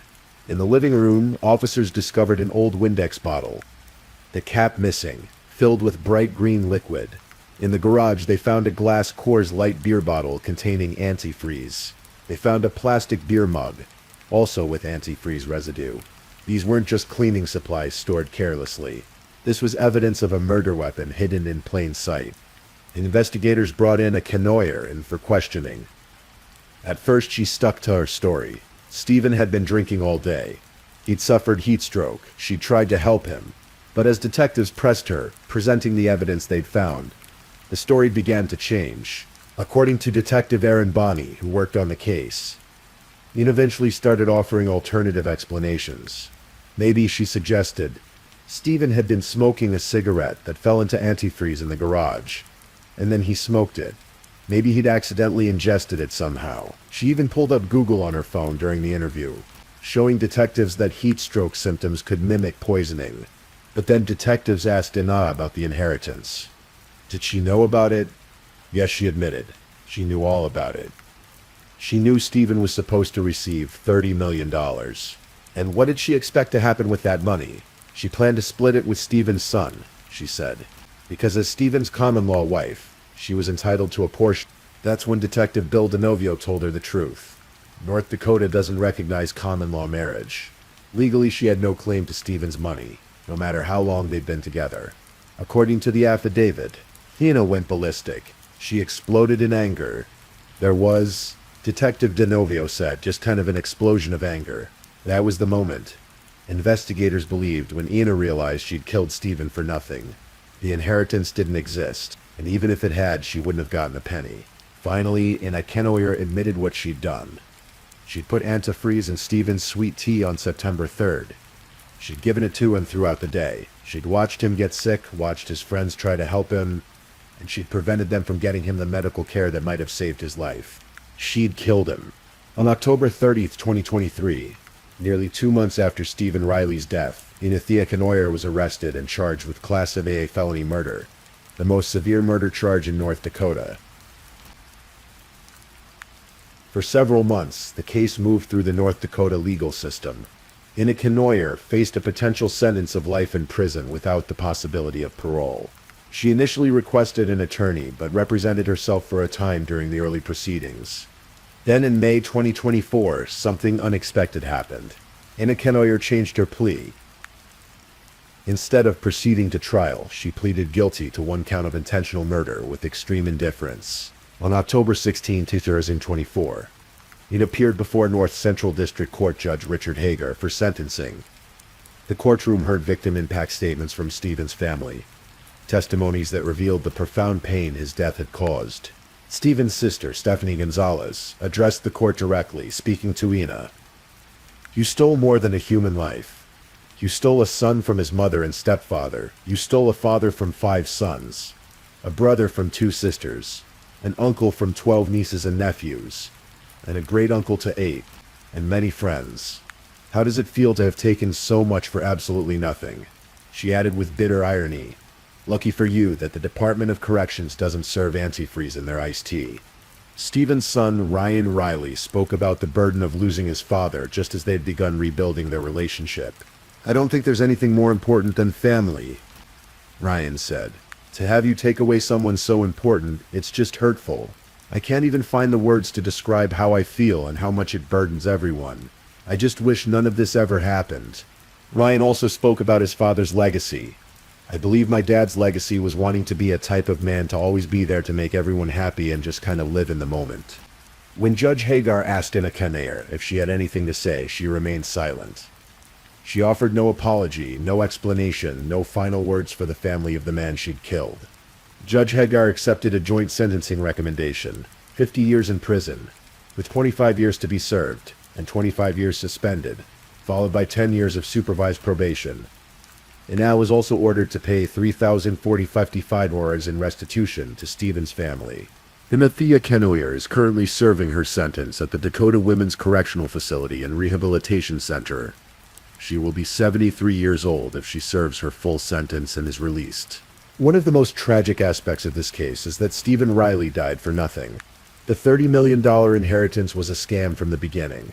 Police investigated the supposed attorney who was meant to meet Stephen at the airport that day, and found no evidence that person ever existed. The emails Stephen received were part of a fraudulent scheme, probably originating from scammers operating overseas, hoping to extract money from Stephen for legal fees or processing costs. Stephen never inherited a fortune. He was never going to become wealthy. The life-changing windfall he believed was coming was nothing but pixels on a screen. Empty promises from a criminal who never even knew Stephen's name. And in a canoer, believing the money was real, killed the man she'd spent 10 years with.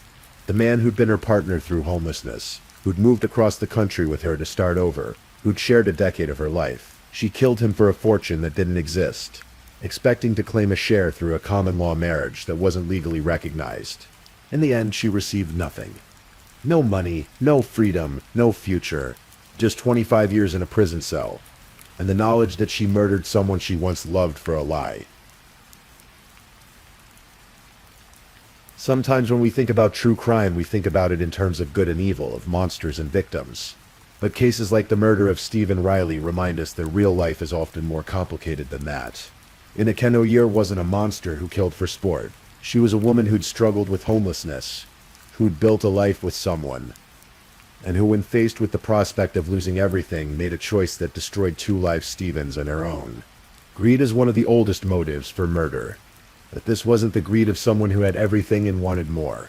This was the desperate greed of someone who'd had nothing for so long that the promise of wealth became something she was willing to kill for. The irony is that she killed for money that never existed, revealing just how powerful desperation and fear can be. Stephen Riley deserved better. He deserved the second chance he'd been working toward. He deserved to watch his children grow up, to reconnect with his son, to live out the rest of his days in peace. He deserved to discover the truth about the inheritance scam and move forward with his life. Instead, he died on a September afternoon in North Dakota, killed by someone he trusted, someone who made him sweet tea on a hot day. In memory of Stephen Riley, may his legacy, as his son Ryan said, be one of kindness, of living in the moment, of being there for the people who need you. And may we all remember that no amount of money, real or imagined, is worth a human life.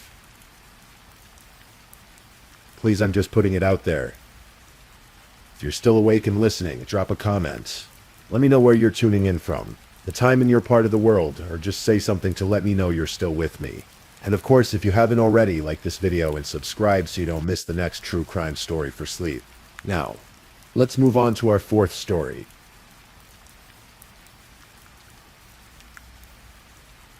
Story 4.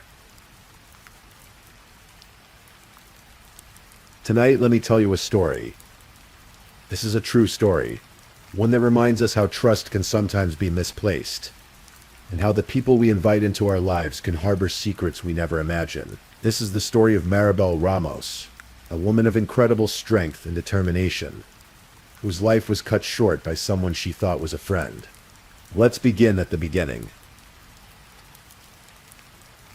Maribel Manriquez Ramos was born on November 22nd, 1976, in Mexico. Her family brought her to the United States when she was just a child, searching for a better life, for opportunity, for the American dream. And Maribel embodied that dream from the very start. She was a tomboy, strong-willed and hard-working, the kind of child who knew what she wanted and wasn't afraid to chase it. From an early age, Maribel had one clear vision for her future. She wanted to work in law enforcement. She wanted to protect people, to serve her community, to make a difference. After high school, she took a job as a security guard at Kmart, saving money and planning her next steps. She knew that to become a police officer, she would need a college degree. And to afford college, she would need to find a way. In 2001, Maribel found that way. She joined the United States Army. Just 1 month after she enlisted, the world changed. September 11, 2001, brought terror to American soil. And suddenly, the military career Maribel had chosen became something much more immediate, much more dangerous.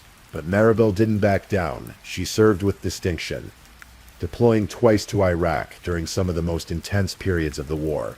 She saw combat. She experienced things that would mark her forever, but she survived. and in 2008, after 8 years of service, she was honorably discharged. Sergeant Maribel Ramos came home to California with her head held high. She moved in with her mother and enrolled at California State University, Fullerton. She was going to finish what she'd started. She was going to get that degree in criminal justice. And then she was going to become a police officer, just like she'd always dreamed. But life had one more tragedy in store for her before she could reach that goal. In 2009, Maribel's mother passed away. The loss devastated her. Her mother had been her anchor, her support system. Now at 32 years old, Maribel found herself alone, grieving, and struggling to make ends meet.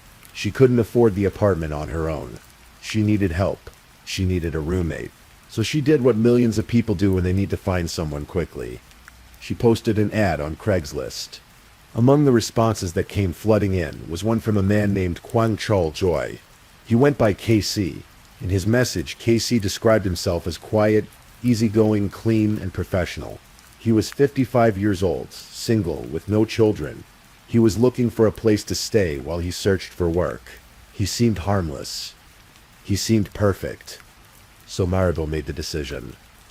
Casey Joy moved into her apartment in Orange, California. At first, everything seemed to validate that decision. Casey was exactly as advertised. He was low maintenance, kept his space clean, barely made a sound. He spent most of his time in his room, or quietly around the apartment. He never had friends over, never threw parties, never caused problems. For Maribel, who was juggling her studies and trying to rebuild her life after losing her mother, having such a peaceful roommate felt like a blessing. But here's the thing about Casey Joy. He was lonely, deeply, profoundly lonely. Casey had come to California from Tennessee after a series of devastating personal losses. Both of his parents had died. He'd lost his job, and his relationship with his sister had deteriorated so badly over disputes about their inheritance that she'd taken out a restraining order against him.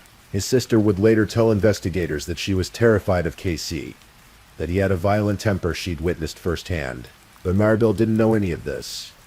What she saw was a quiet, somewhat sad man who seemed to have no one in the world. And Maribel, with her big heart and her natural compassion, couldn't stand to see anyone suffering from loneliness. She started inviting KC to family gatherings. She brought him along to events, introduced him to her relatives, made him feel included. Her family welcomed him warmly. They felt sorry for him, this middle-aged man with no connections, no support system. Lucy would later say, "It's sad because we felt his loneliness. KC became part of the family." And for Maribel, he became more than just a roommate. He became a friend. They would run errands together, walk their dogs in the neighborhood, chat about their days. To anyone watching from the outside, they looked like the perfect roommate situation. Comfortable, easy, safe. But for Casey Joy, something else was happening. Something Maribel didn't see, or perhaps didn't want to see. He was falling in love with her. The first sign that something was wrong came during a phone call to Lucy. Casey called Maribel's sister one day and told her quite directly that he was in love with Maribel. He wanted to marry her. He wanted to have children with her. He saw a future with her. Lucy was immediately concerned. She knew her sister. She knew Maribel didn't feel that way about Casey. And she could hear in Casey's voice that this wasn't just a passing crush. This was something deeper, something more intense. She warned Maribel to be careful.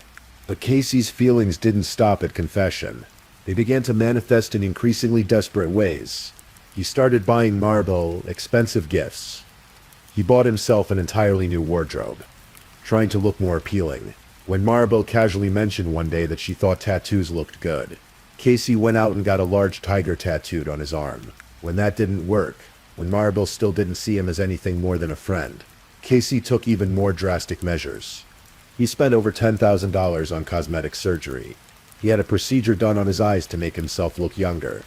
He was trying to transform himself into someone Maribel might find attractive. He paid for her to go on a cruise with him, hoping that the romantic setting might change her feelings. But nothing worked. Maribel didn't see Casey as a romantic partner. She couldn't. She saw him as her roommate, as a friend, perhaps even as someone she felt sorry for. but not as someone she could love. And for Casey, that rejection, that inability to win her affection no matter what he did, began to fester into something darker.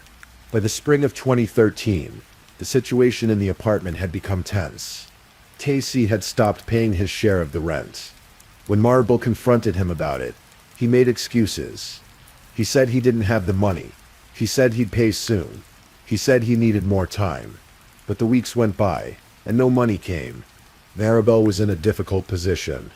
She was a student, working her way through school, about to graduate in just days with her criminal justice degree. She'd already had her hair colored and styled for her commencement ceremony. Everything she'd worked for was finally coming together, but now she had a roommate who wasn't paying his share, and she couldn't afford to carry him anymore. In late April 2013, Maribel told Casey he needed to move out by the end of the month. Casey refused. He made more excuses.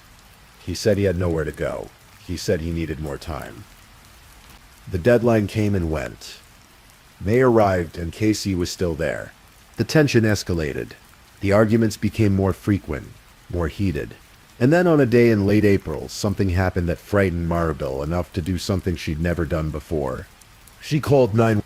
The call came in on April 21st, 2013, 11 days before Maribel would disappear. The operator answered, and on the other end was Maribel's voice. She was crying. She was afraid. She told the operator that she just had an argument with her roommate. She said she was scared of him, and then she said something chilling. "I'm just calling to let you guys know that if something happens, that I did it because I was trying to defend myself." She was making a record. She was documenting her fear, because Maribel Ramos, who had served 2 combat tours in Iraq, who had faced enemies on foreign soil, was now afraid in her own home. She went on, her voice shaking. "If he comes after me, I swear, I will kill him. And I want you to know, it's in self-defense." The operator took down the information. The call was noted, but no immediate action was taken. There had been no assault, no direct threat, just a woman's fear, documented in a police database. The defense would later claim that Maribel had been drinking when she made that call, that she was prone to paranoia because of PTSD from her military service.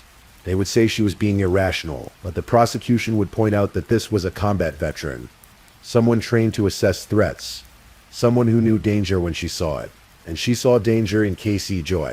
On May 2nd, 2013, 12 days after that 911 call, Maribel and Casey had another argument. This one was worse than the others. Maribel was on the phone with her boyfriend, Paul Lopez, and she had him on speakerphone. Paul could hear the entire confrontation. Maribel was telling Casey in no uncertain terms that he needed to leave. Not at the end of the month. Not when it was convenient. Tomorrow. He needed to be gone tomorrow. Casey refused. The argument grew heated. And then the call ended. That evening at 7:15, surveillance cameras at the apartment complex captured Maribel dropping off her rent check at the property manager's office. She was alone. She looked normal, going about her routine. It was the last time anyone would see Maribel Ramos alive. The next day, May 3rd, Maribel didn't show up for her weekly softball game. Her friends tried to call her. No answer. They tried again. Nothing. This wasn't like Maribel at all. She was reliable, punctual, always in touch. If she was going to miss something, she'd let people know. Her family went to her apartment. Her car was in the garage.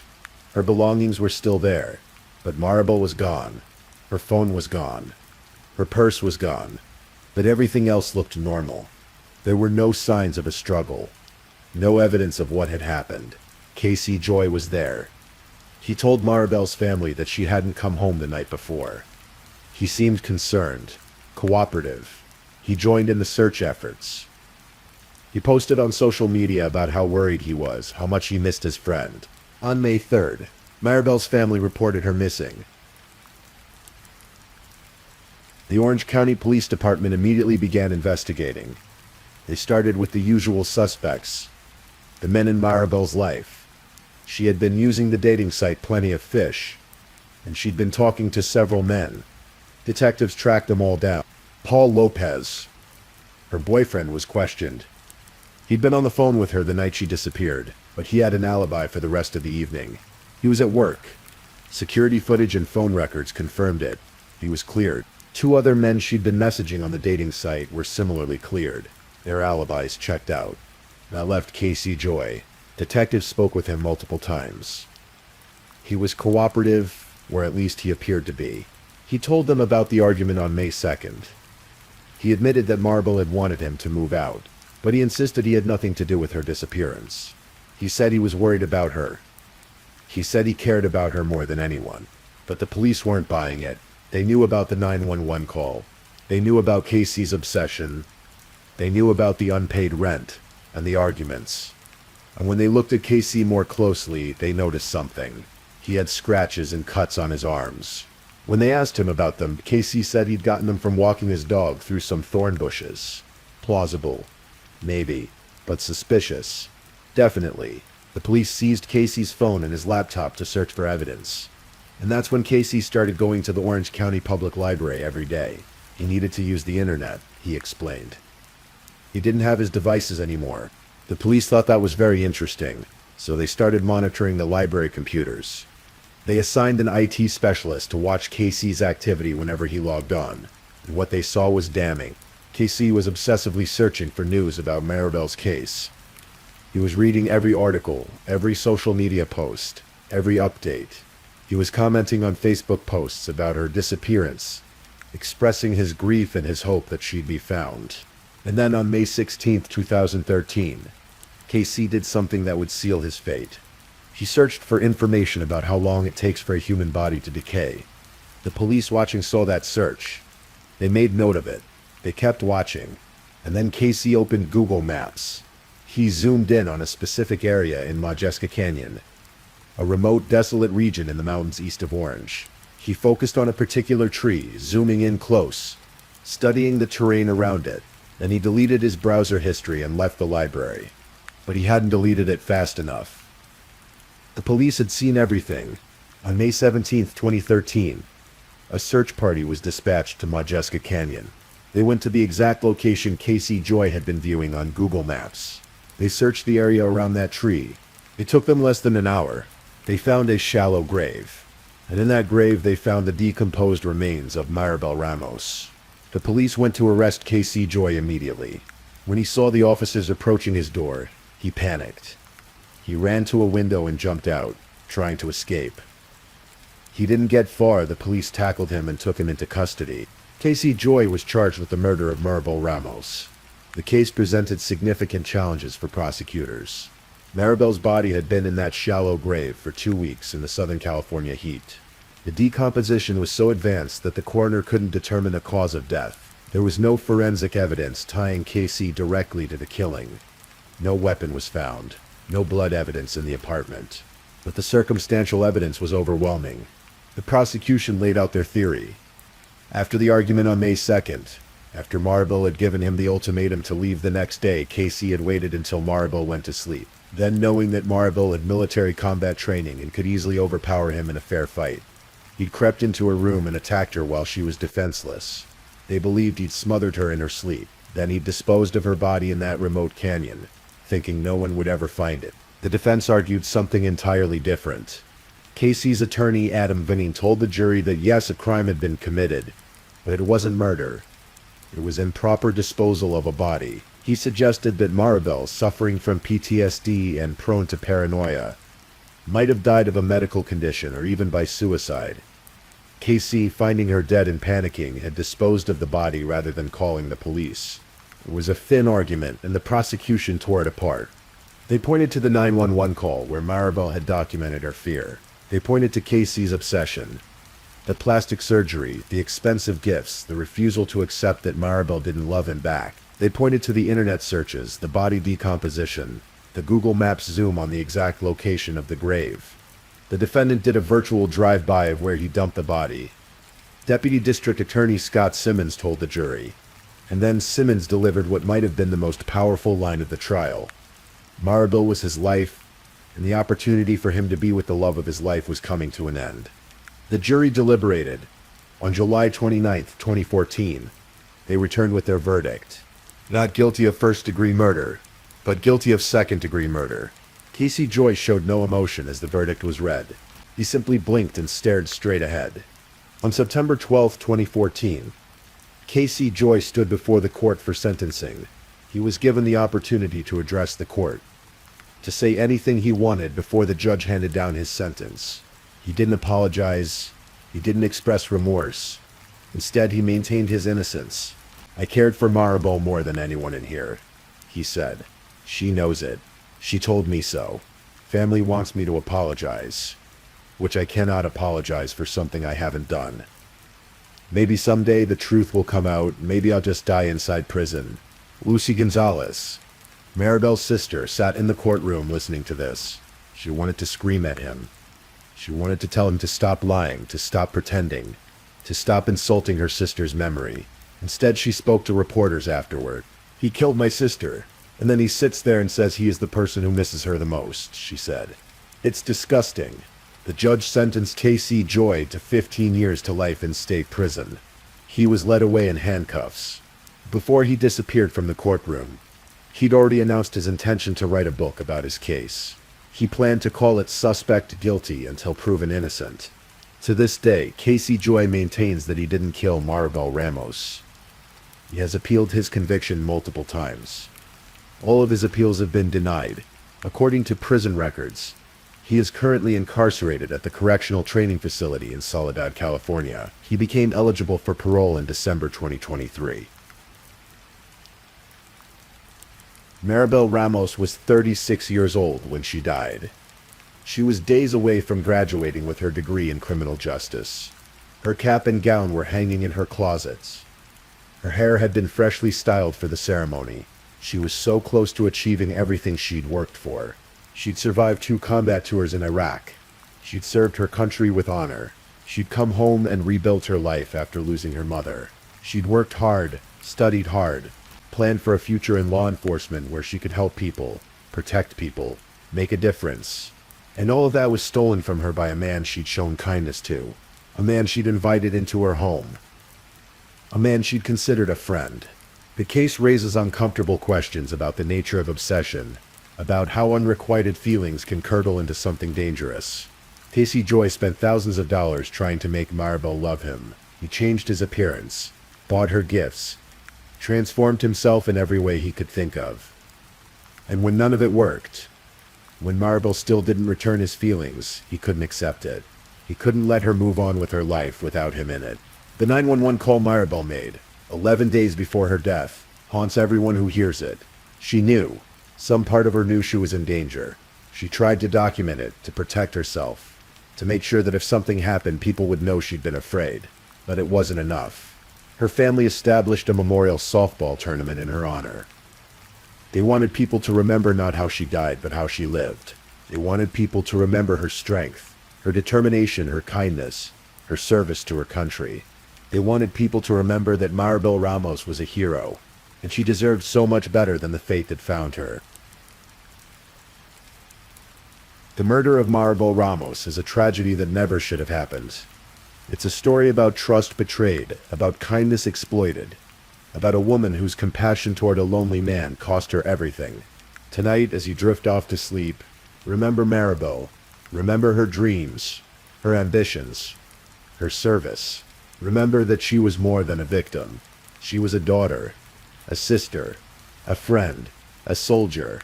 She was someone who wanted to make the world a better place. And in remembering her, perhaps we can all be a little more vigilant, a little more aware of the warning signs of obsession and unhealthy attachment. Perhaps we can honor her memory by looking out for one another, by taking seriously when someone says they're afraid, by understanding that sometimes the people who seem the quietest, the most harmless, can be hiding the darkest intentions. Please, if you're still awake, let's move on to our last story. Story 5. Tonight, we travel back to November 1994, to a quiet suburban neighborhood in Springfield, Virginia, where a promising life was cut short in an act of senseless violence that would haunt a family for 3 decades. This is the story of Robin Lawrence, a gifted artist, a devoted mother, and a woman whose murder remained unsolved for nearly 30 years, until advances in DNA technology finally brought the truth to light. Robin Ward Lawrence was born in 1957 in Ithaca, New York, into a family that would leave its mark on history. Her father, Robert Ward, became the first black common councilor on the Syracuse Common Council, serving their community with distinction during the late 1960s and early 1970s. Growing up in Syracuse alongside her sister Mary Ward Cowens and brother Robert Ward Jr., Robin was surrounded by a family that valued service, achievement, and expression. From her earliest years, Robin possessed a remarkable artistic talent. She won a drawing competition at the Everson Museum and earned several prizes in the following years. Her passion for creativity wasn't limited to visual arts. She was also passionate about dancing, moving through life with the grace and expressiveness that would define her character. Robin's artistic journey led her to Carnegie Mellon College of Fine Arts, where she honed her skills in graphic design and visual arts. After graduating, Robin relocated to Washington, D.C., where she met the love of her life, Ollie Lawrence. The connection between them was immediate and profound. They began dating and eventually moved to Virginia together, building a life filled with hopes and dreams. They married and welcomed a daughter named Nicole into the world. By 1994, the Lawrence family had settled into their home on Resica Lane in West Springfield, Virginia. Robin was employed at Merchants Tire and Auto Center in Meneses as the director of advertising, where her artistic vision and creative expertise helped shape the company's public image. Everything seemed to be falling into place for the young family. They were working on home improvements, fixing up their yard, creating the kind of life that so many aspire to, one filled with love, work, and the simple joys of watching their daughter grow. Robin's niece, Lauren Ovens, who was only 8 years old at the time, would later remember her aunt with deep affection. "She always made me feel so loved and helped me express myself," Lauren recalled. "She was very expressive. She was an artist. She was a dancer." November 1994 should have been a time of preparation and anticipation. Thanksgiving was approaching, and families across America were making plans for gatherings, meals, and celebrations. For the Lawrence family, however, the holiday would forever be marked by tragedy. Ollie was on a business trip in Nassau, Bahamas, traveling for work as an airline executive. Robin went to work that Friday, came home, and dropped off their nanny around 6:30 in the evening. It was a routine end to what seemed like an ordinary day. The last time anyone had heard from Robin was around 6 p.m. on Friday, November 18th. What happened next would remain a mystery for nearly 3 decades. Somewhere around 9:30 that evening, as darkness settled over the quiet Springfield neighborhood, a 22-year-old Army soldier named Stephen Smirk left his barracks at Fort Myer in Arlington, Virginia. He had been drinking beer and, by his own later admission, had taken ephedrine, but something else drove him that night, something dark and inexplicable. Smirk later confessed that he had broken into Robin's house with the sole intention of killing someone. He said, "I knew that I was going to kill somebody. I did not know who I was going to kill. Something inside of me just compelled me to do it. It was like this overbearing thought in my brain that I needed to kill somebody." Though he claimed that he was familiar with the neighborhood because one of his friends also resided there, he had no clue who lived in Robin's home. He drove to West Springfield, to a neighborhood where he had partied with friends before. The house he chose was selected at random, a terrifying truth that would later send chills through the community. It could have been any house, any family, any life. Using a stick to jimmy open a sliding glass door, Smirk entered the home and went to Robin's bedroom. When she reached for the phone to call for help, he cut the cord. What followed was an attack of unimaginable brutality. Robin was stabbed 49 times. Smirk told detectives he used what he called his combat training during the assault. Robin begged him not to kill her. She tried to stop him, but her pleas went unanswered. After the murder, Smirk drove back to his barracks, tossing the knife off a bridge and throwing away his blood-stained clothes. Then he returned to his life as if nothing had happened, carrying a terrible secret that he would keep for nearly 30 years. Meanwhile, in that house on Resica Lane, a 2-year-old girl named Nicole was left alone with her mother's body. For 2 days, the toddler wandered through the house, confused and frightened, not understanding why her mother wouldn't wake up.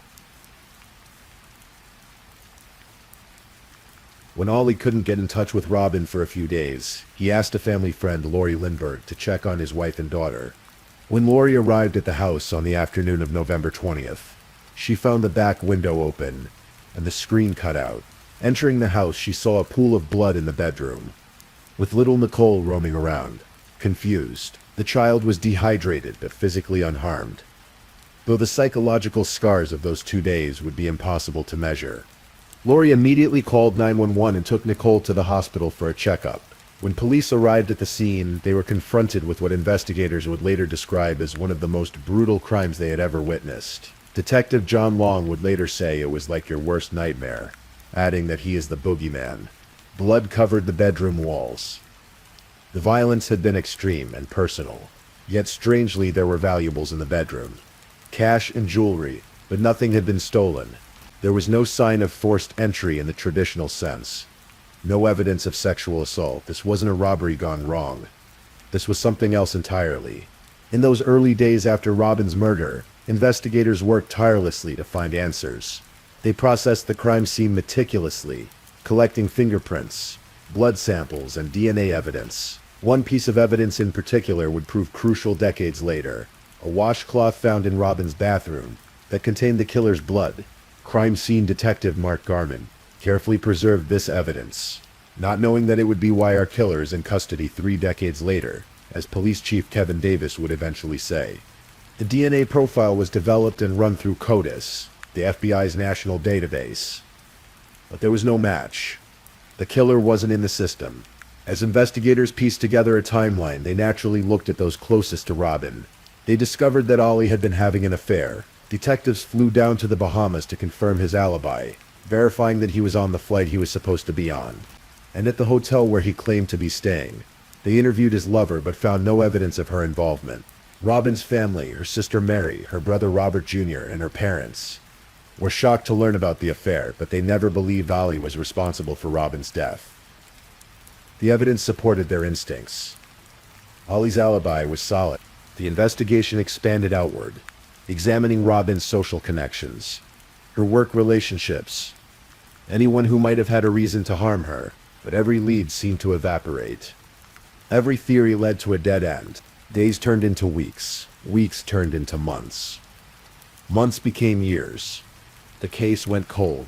For Robin's family, the years that followed were marked by a grief that never fully healed. Her father, Robert War Sr., a World War II veteran, would later recall the phone call telling him about Robin's death. One memory, he said, would never leave him. My granddaughter was right next to where she was murdered. I'll never forget that. Never. He had to break the devastating news to his surviving children. Mary War Cowens remembered that after hearing the words, "Robin is dead," her world shattered. It was like a nightmare.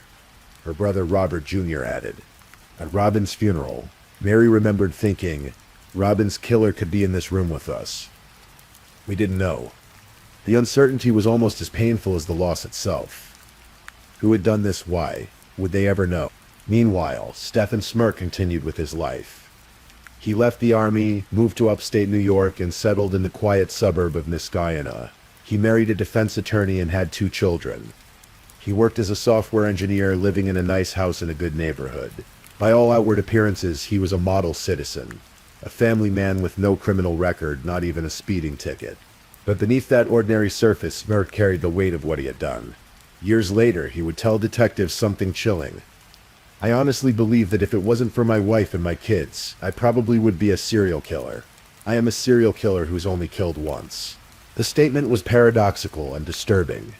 Former FBI profiler Mary Ellen O'Toole noted that it is possible for someone with serial killer impulses to kill just once. We have learned over the years with cases like BTK and the Golden State Killer, and other cases where they do stop, she explained.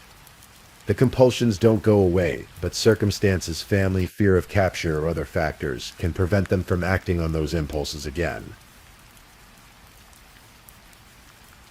In 2019, 25 years after Robin's murder, the Fairfax County Police Department made a decision that would change everything. They sent the DNA sample from the crime scene to Parabon Nanolabs, a DNA technology company in Northern Virginia that specialized in genetic genealogy and DNA phenotyping. This was relatively new territory in forensic investigation. Genetic genealogy works by using a suspect's DNA to find their relatives who have submitted their DNA to genealogical databases. The investigators then research those relatives' family trees until they find a potential person of interest. Someone who would have been the right agent in the right place at the right time to commit the crime. But Robin's case presented unique challenges. The database matches were very distant, and Parabon gave the case a solvability rate of 0.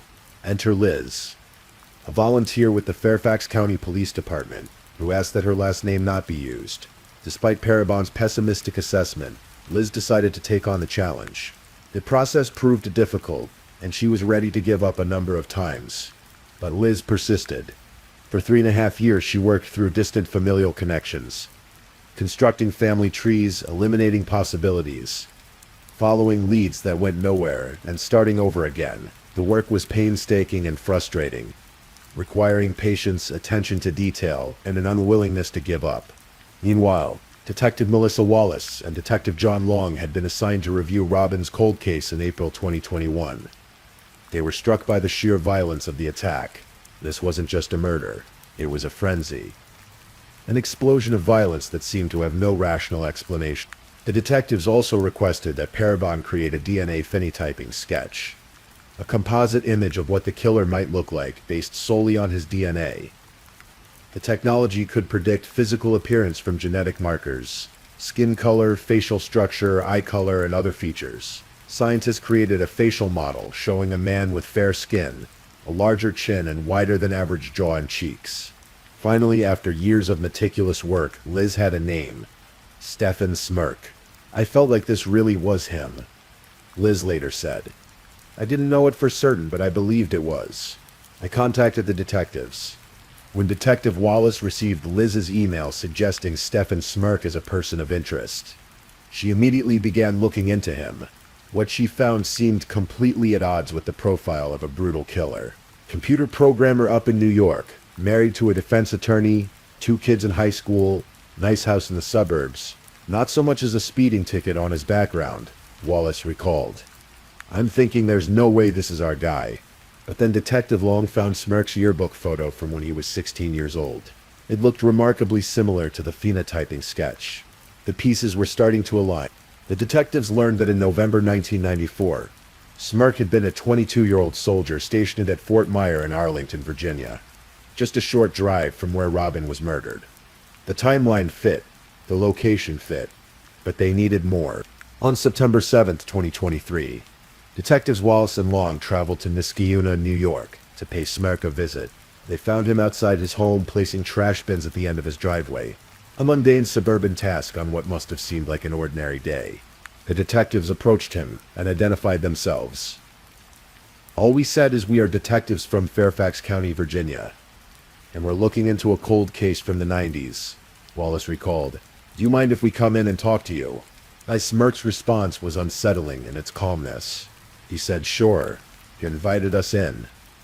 Wallace continued. When they mentioned they were from Virginia investigating a murder, Smirk showed no reaction whatsoever. No reaction, none, Detective Long emphasized. Stone-faced. There was no surprise. The detectives asked if he would be willing to provide a DNA sample. Without hesitation, without requesting a lawyer, Smirk agreed. He allowed them to swab his cheek for DNA right there in his home. This level of cooperation was highly unusual, and it set off alarm bells for the experienced investigators. Chief Kevin Davis would later note that Smirk's willingness to cooperate was highly unusual. So that was a clue to our detectives that something may be afoot. The detectives thanked Smirk and left with the DNA sample, preparing to return to Virginia. They checked into a hotel, their minds racing with questions and possibilities. Then, just hours later, Smirk called Detective Wallace. I want to talk, and I want to talk right now, he told her. The adrenaline hit the detectives like a jolt of electricity. Wallace ran to Detective Long's hotel room, banging on his door. We gotta go to the police department, she told him. He's turning himself in. They advised Smirk to call 911 and go to the Niskayuna Police Department, which he did. By the time Wallace and Long arrived, local police had taken Smirk into custody.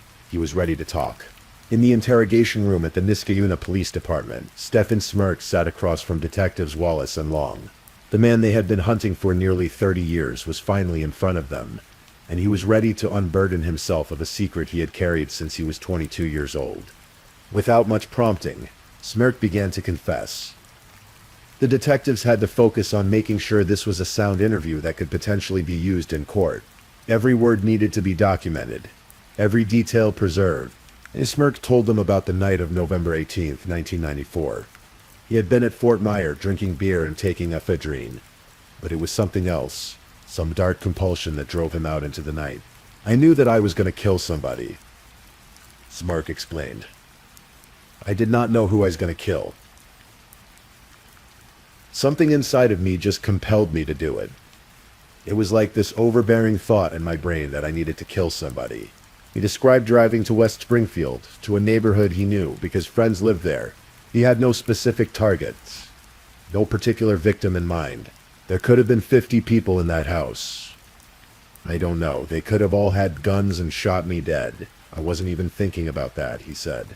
When prosecutor Kelsey Gill later described the crime in court, she noted that based on Smirk's confession, it wouldn't have mattered if there were 50 people in that house. He set out to kill someone. Smirk described breaking into the house, going to Robin's bedroom, cutting the phone cord when she tried to call for help. He described the stabbing in clinical terms, noting that he used his combat training. He described Robin begging for her life, trying to defend herself. Something came over me. Smirk told the detectives, I'm not going to say I heard voices in my head. I didn't hear somebody actually talking to me, but it was like this overbearing thought in my brain that I need to kill somebody. I just had to kill somebody. I can't explain it to you. After the murder, he said, he drove back to Fort Myer, disposing of the knife and his clothing along the way. Then he resumed his life, eventually leaving the military, getting married, having children, building a career, all while carrying the memory of what he had done. Then Smirk made one of the most disturbing statements of the entire interrogation.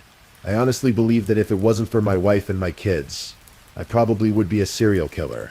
I am a serial killer who's only killed once. The statement hung in the air. What did it mean? Was he truly a serial killer who had somehow managed to kill only once? Or was this a grandiose claim from someone trying to make sense of his own actions? When detectives asked if he had anything he wanted to say to Robin's family, Smirk's response was chilling in its lack of remorse. How do I say this? I know you're recording. I don't feel anything for the family. I feel bad that I did it because I knew someday my personal freedom would be affected. He wasn't sorry for what he had done to Robin. He wasn't sorry for the devastation he had caused her family, for the trauma inflicted on a 2-year-old girl, for the decades of pain and unanswered questions. He was only sorry that he had been caught. It was 100% intentional, Smirk stated flatly. The DNA sample that Smirk had voluntarily provided came back as a match to the evidence from the crime scene. Combined with his detailed confession, the case against him was overwhelming. In September 2023, Stephen Smirk was arrested and charged with murder. He waived extradition and was transported back to Virginia to face justice. When Ollie Lawrence, now living in France, received an email from a Fairfax County detective on a Friday morning, he could hardly believe it. After 29 years, police had a suspect in custody. The case that had haunted him and Robin's family for 3 decades was finally solved. At a preliminary hearing in April 2024, Robin's family saw Smirk for the first time. Lauren Ovens, Robin's niece, was struck by his size. I was amazed how big he was. He needed 2 bailiffs around him. The first thing I thought of was my aunt didn't stand a chance. Prosecutors played Smirk's confession for the court. The family heard in his own words what he had done to Robin. There was no emotion. Lauren recalled, it didn't feel real, just made me feel angry. How could he have done that? Fairfax County Commonwealth Attorney Steve Descano addressed the court with unusual candor. Look, I've dealt with murderers before. I can tell you that in my mind, Stephen Smirk stands alone as somebody who represents a true danger to the community. On October 4th, 2024, Stephen Smirk pleaded guilty to first-degree murder. On March 7th, 2025, Circuit Court Judge David Oblon sentenced Smirk to the maximum penalty, 70 years in prison, along with a $100,000 fine. The judge noted that he had almost rejected the plea agreement that prevented a life sentence. Mr. Smirk's cruel impact on the family he decimated is incalculable. Judge Oblon said, "This murder is one of the worst crimes in Fairfax County history. In the court's judgment, Smirk should receive the maximum sentence." At 53 years old, with health issues including diabetes and heart problems, the 70-year sentence effectively means Smirk will die in prison, due to a quirk of timing. The crime was committed 41 days before parole was abolished in Virginia. Smirk could technically be eligible for parole in 2037 when he would be 65 years old. However, if ever released, he would be required to wear a GPS monitor and undergo substance abuse and mental health treatment for the rest of his life. But given his age and health, it's unlikely he will ever see freedom again. For Robin's family, the arrest and conviction brought a complex mixture of emotions. There was relief that the killer had finally been caught, that justice had been served. But there was also renewed grief, as the case forced them to relive the horror of Robin's death in vivid detail. Mary Warcowens, Robin's sister, spoke at Smirk's sentencing. It helped to know that a person was found and being held responsible, but it didn't help to know what he did to Robin and how she suffered. It doesn't help, and it doesn't bring her back. In a statement after the sentencing, Mary reflected on what the resolution meant. We were pleased with the judge's determination and his offering a full 70-year sentencing. It brings some closure for me, and for the family we've waited 30 years to achieve. It doesn't change the facts of the case. It doesn't bring Robin back to us. It doesn't take away all the pain and suffering that we felt all of these years. But she also noted that closing this chapter allowed the family to move forward in a new way. Now that this part of the trial is finished, the sentencing is finished, it gives us an opportunity to kind of return to what we remember, not just about how she died, but who she was. And who was Robin Lawrence? She was a daughter of Syracuse, a graduate of Carnegie Mellon, an artist who won competitions at the Everson Museum as a child. She was a dancer who moved through life with grace and expression. She was a wife who built a life with Ollie in Virginia. She was a mother who loved her daughter Nicole with all her heart. She was a director of advertising who brought her creative vision to her work every day. She was a sister, a niece, a friend, someone who made others feel loved and helped them express themselves. Robin's father, Robert Warr Sr., now over 100 years old, lived to see his daughter's killer brought to justice.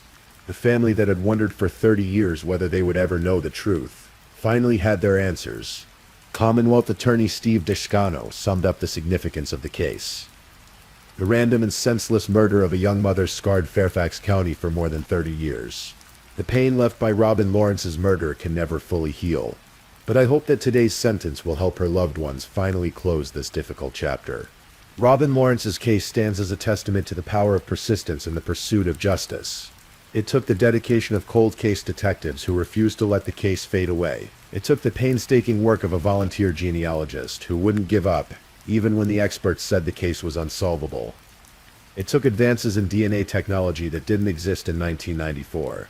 And it took the courage of a family that never stopped seeking answers. The case also highlights the randomness of violence and the terrifying reality that evil can wear an ordinary face. Stephen Smirk wasn't a monster lurking in the shadows. He was a soldier, a software engineer, a husband, a father. He lived a normal life for 30 years after committing an act of unspeakable brutality.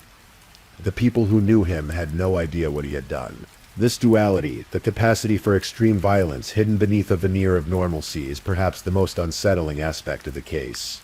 It reminds us that we can never truly know what darkness might reside in the hearts of those around us. But it also reminds us that justice, though sometimes delayed, can still prevail. That cold cases can be solved.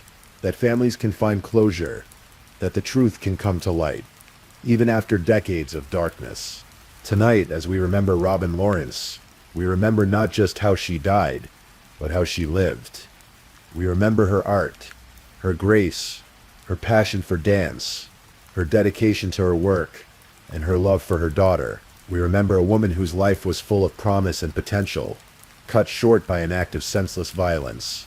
And we remember that even when all seems lost, even when the trail has gone cold, even when hope seems impossible, persistence, dedication, and advances in science can still bring the truth to light. Robin's story is one of tragedy, but also of perseverance, of loss, but also of love, of darkness, but ultimately of light breaking.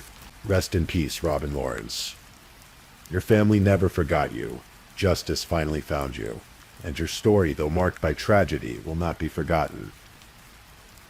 Thank you for listening to tonight's true crime story. Rest peacefully knowing that another story awaits you next time, ready to accompany you on another journey toward restorative sleep. But if you're still awake, don't forget to like and subscribe so you don't miss our next true crime stories. And until next time, Stay safe and take care. Good night.